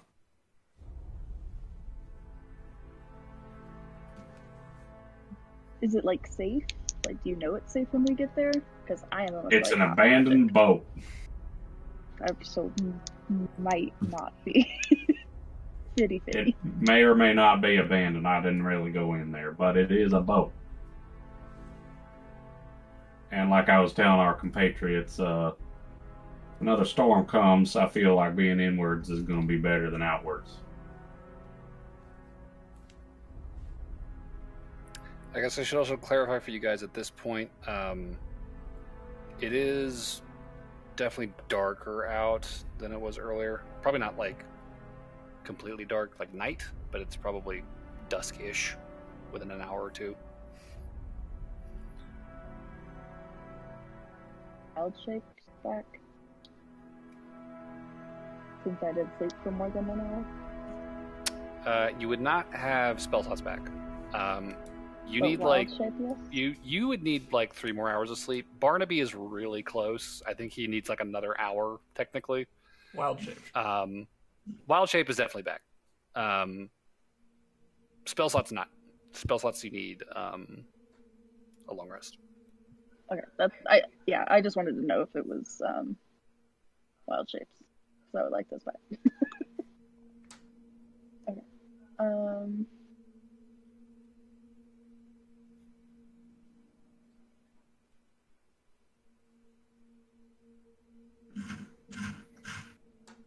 Only concern is like going through these woods, we're going to find like horse problems because like there's not wildlife here. And if there's not wildlife in the woods, there's something wrong with those woods. I think that's true of this island. So I'm leery of going in there because whatever's in there is real bad. Clearly, here's not safe either. maybe we should just try moving up the beach. I'm just thinking a abandoned ship is a lot more defendable, or at least shelterable from the threats that be than a beach. Like, I know it's shelterable, but if there's someone that tries to come and find us, I'm afraid we'll get lost in the woods because it's so foggy. We're gonna lose all sense of direction. I'm not good at directions. Are any of you guys good at directions? I found my way there and back, so I know something.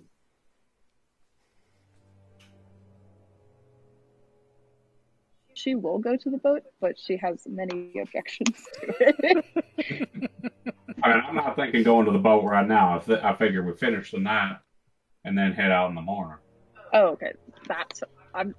I'm more of leery of going out right now because oh no, heck no. She has nothing, and it's dark out there. I ain't going in there. Okay, then do we want to test our fate here, or do we want to move to a different spot on the beach? Well, we already showed it some of what we can do. Maybe it'll leave us be for a bit. Figure at least we should take watches in the meantime. Okay. I'm okay with this. So who wants to take first watch? Lauren does not. She wants to go back to bed. She got exhaustion to get rid of. Okay. Well, we can settle that at the start of the next session, we'll say. But you guys are going to resolve to stand your ground and keep watch for the rest of your long rest. Yeah. Okay. So it being almost dusk, Lauren, by the time you finish your long rest, it is going to be pretty close to like midnight, give or take, like an hour. Do you guys want to stay here for the night, or do you just want to finish your long rest and then move? I think we're gonna stay until the morning when there's sunlight. Okay. Gotcha. Am I correct, Barnaby? What? Are we gonna stay until morning, or? Yes. Okay. Okay. Gotcha. So, setting up watches, keeping your camp, staying careful. You guys begin to wait out your first night on the island of Montauban. All the while, Burberry, you have been walking in the company of this strange new creature. What have you been doing as you've walked? Probably just staving off exhaustion, to be honest. Like, chatting with this weird ass thing, asking it, like, what are you anyway? I don't know. What are you? I suppose that depends on who you ask. So I will say, by the time you encountered this thing and continued walking, you had already been at it for a few hours. So go ahead and give me one Constitution save, just for that first hour past your limit.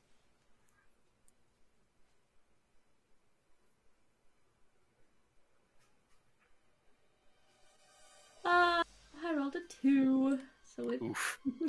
So that'll be a point of exhaustion for Burberry. 4. So how many points do you have so far? Just the one? Ooh, 2 points of exhaustion. So at 2 points, your speed is currently halved.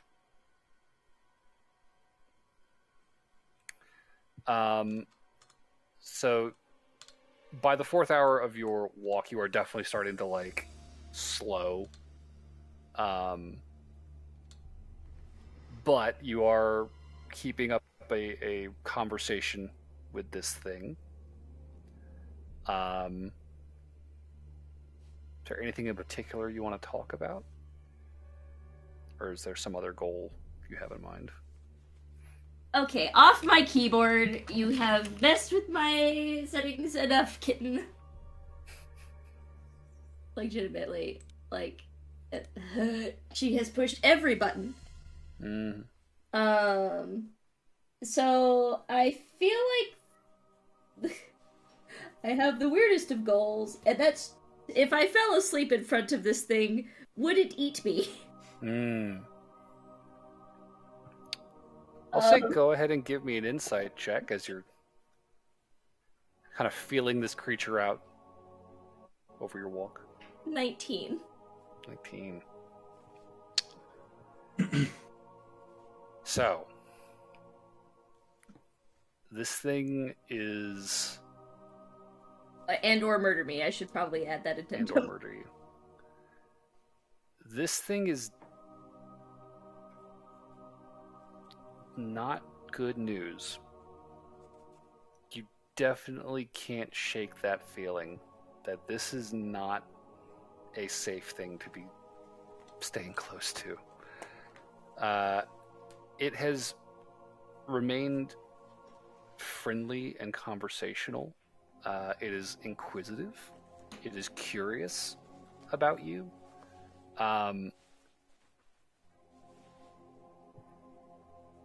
But there's this vibe you're picking up, this sense that it's probing you, almost. That it's searching your answers for something specific, despite the fact that it's just sort of loping along behind you with this wide, gormless smile. There's something else at play here. You're not exactly sure what, but it's not good, and you are not in a good position. Tired as you are, and pretty cut off for sort of escape routes if you need them, as you are. You don't know if this thing wants to kill you necessarily, if it wants to eat you. It definitely wants something from you. There's moments where you look back over your shoulder and it is just unblinking, staring at the back of your head.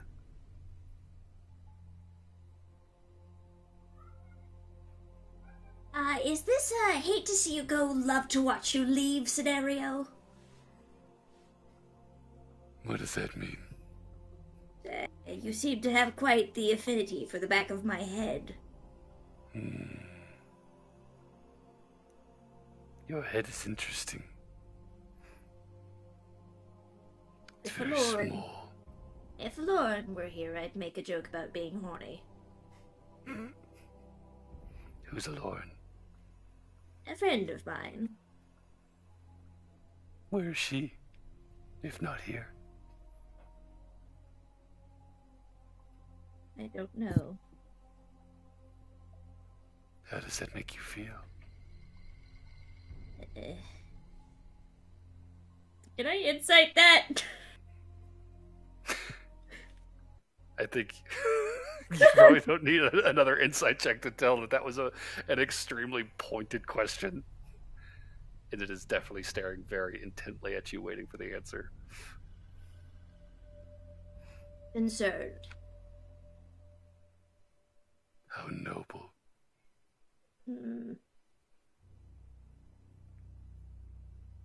I mean, is caring about your friends considered noble?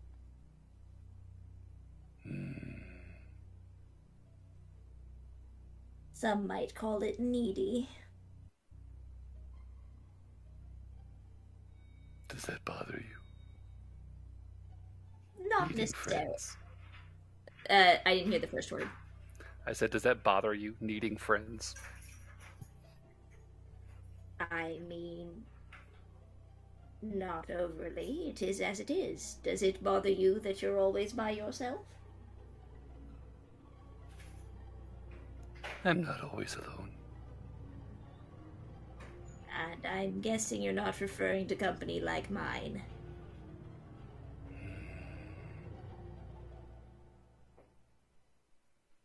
been a long time since someone walked down here with me. I feel like it's a good thing or bad thing? Or is it just how it is? It is the way of this place. Do you get lonely?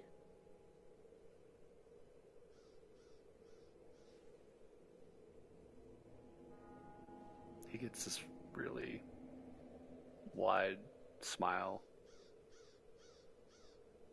Still direct, unblinking eye contact. I get hungry.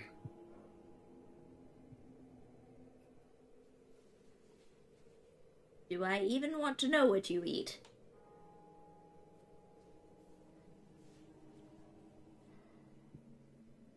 The smile, which shouldn't be able to get any bigger, creeps a little Somehow it bit makes like further. a full circle. The corners are now up past the eyes. You should guess. It'd be a fun game.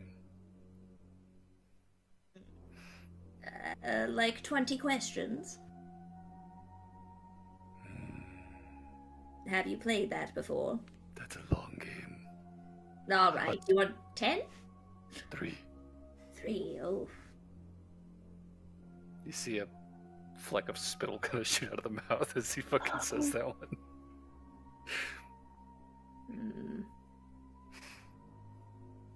Okay, and is it 3 guesses or is it 3 questions? And no, that does not count as one of the 3 questions. Guess. Guess. What do I eat? Me? Question. Well, I'm guessing it's not the fleshy bits, because you probably would have attempted that when you first met me. He licks his lips. Or that could be a side effect. You have been having fun making me, or attempting. As I said, it's.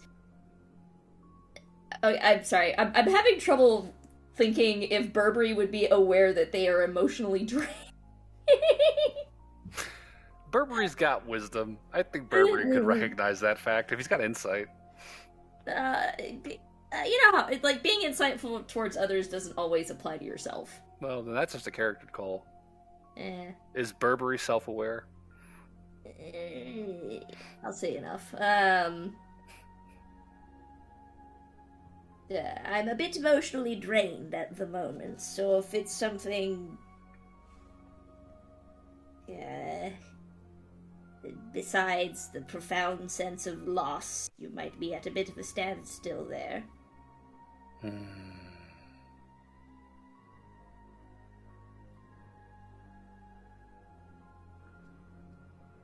See a tiny little trickle of drool starting to drip out of the corner of the mouth. Emotion? Another one out of the other corner. You haven't answered if that's a yes or a no for the guess. The smile and the eyes continue to get ever wider.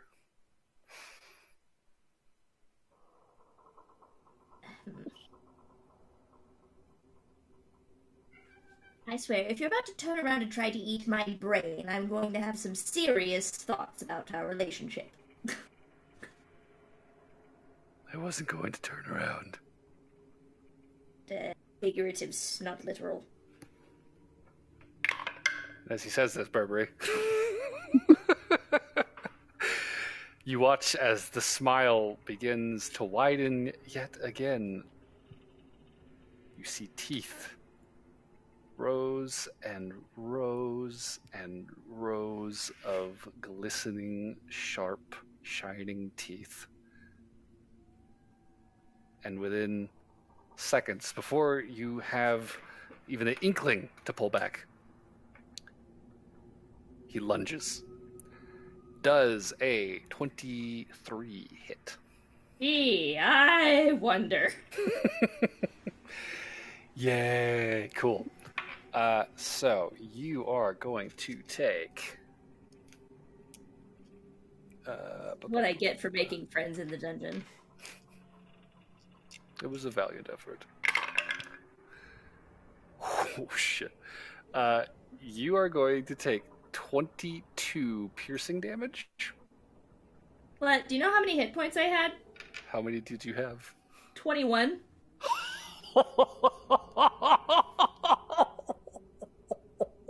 Oh shit. Oh my. Oh, Burberry. That's Buddy. a problem. And Burberry got eaten. Before you even realize what just happened, the cave goes dark, and the last thing that you see is this shining, glowing face pulling away from you, wiping his mouth, licking his lips.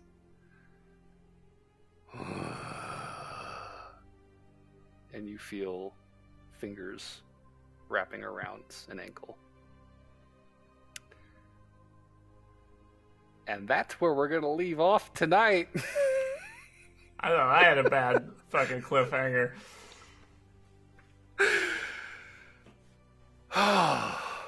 Is Burberry making death saves? Do I need to make a new character? You do not need to make a new character. Okay. Because I was about to be real sad. No, you do not need to make any death saves, Burberry. Don't worry. That much. As of the end of the session, Burberry is alive. That's cool. I'm just gonna So I'm that comforted. almost sounded like, yes, Burberry, make a new character. No. No, because like if I am right and this thing feeds on like extreme emotions or fear or something like that, because that was actually my first guess. Burberry does not give a shit right now. Like, so if he wants to eat that sort of thing, he has to put him in a far more compromising position, which will not be now. I feel like the Burberry is in hell theory is just getting better and better here. That's where I'm at this point. Burberry is a damned soul. He has been since the beginning of the campaign. Yeah, and you know what? If I win either way, because you know, if I'm not dead, cool. If I am dead, then I can get the ultimate fuck you, Quorum. Guess what, idiot?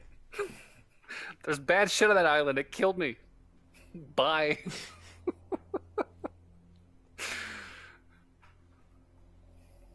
You need to have time to. I don't really know. I like. Honestly, I'm not sure what I would have done anyway. It's not good to be alone. No. I am incredibly happy that I found someone at the very least. Yeah. No, I like in the beginning my thought process was, okay, this is gonna go one of either two ways. Either he's playing with his food, in which case I could attack him from the get-go, but I don't like my odds because this isn't really my shtick. Yeah. Mm-hmm. And you know, definitely cause combat, whatever, or maybe he'll let me get somewhere, or find me more amusing than murder. For now. That's kind of a no-win. Yeah.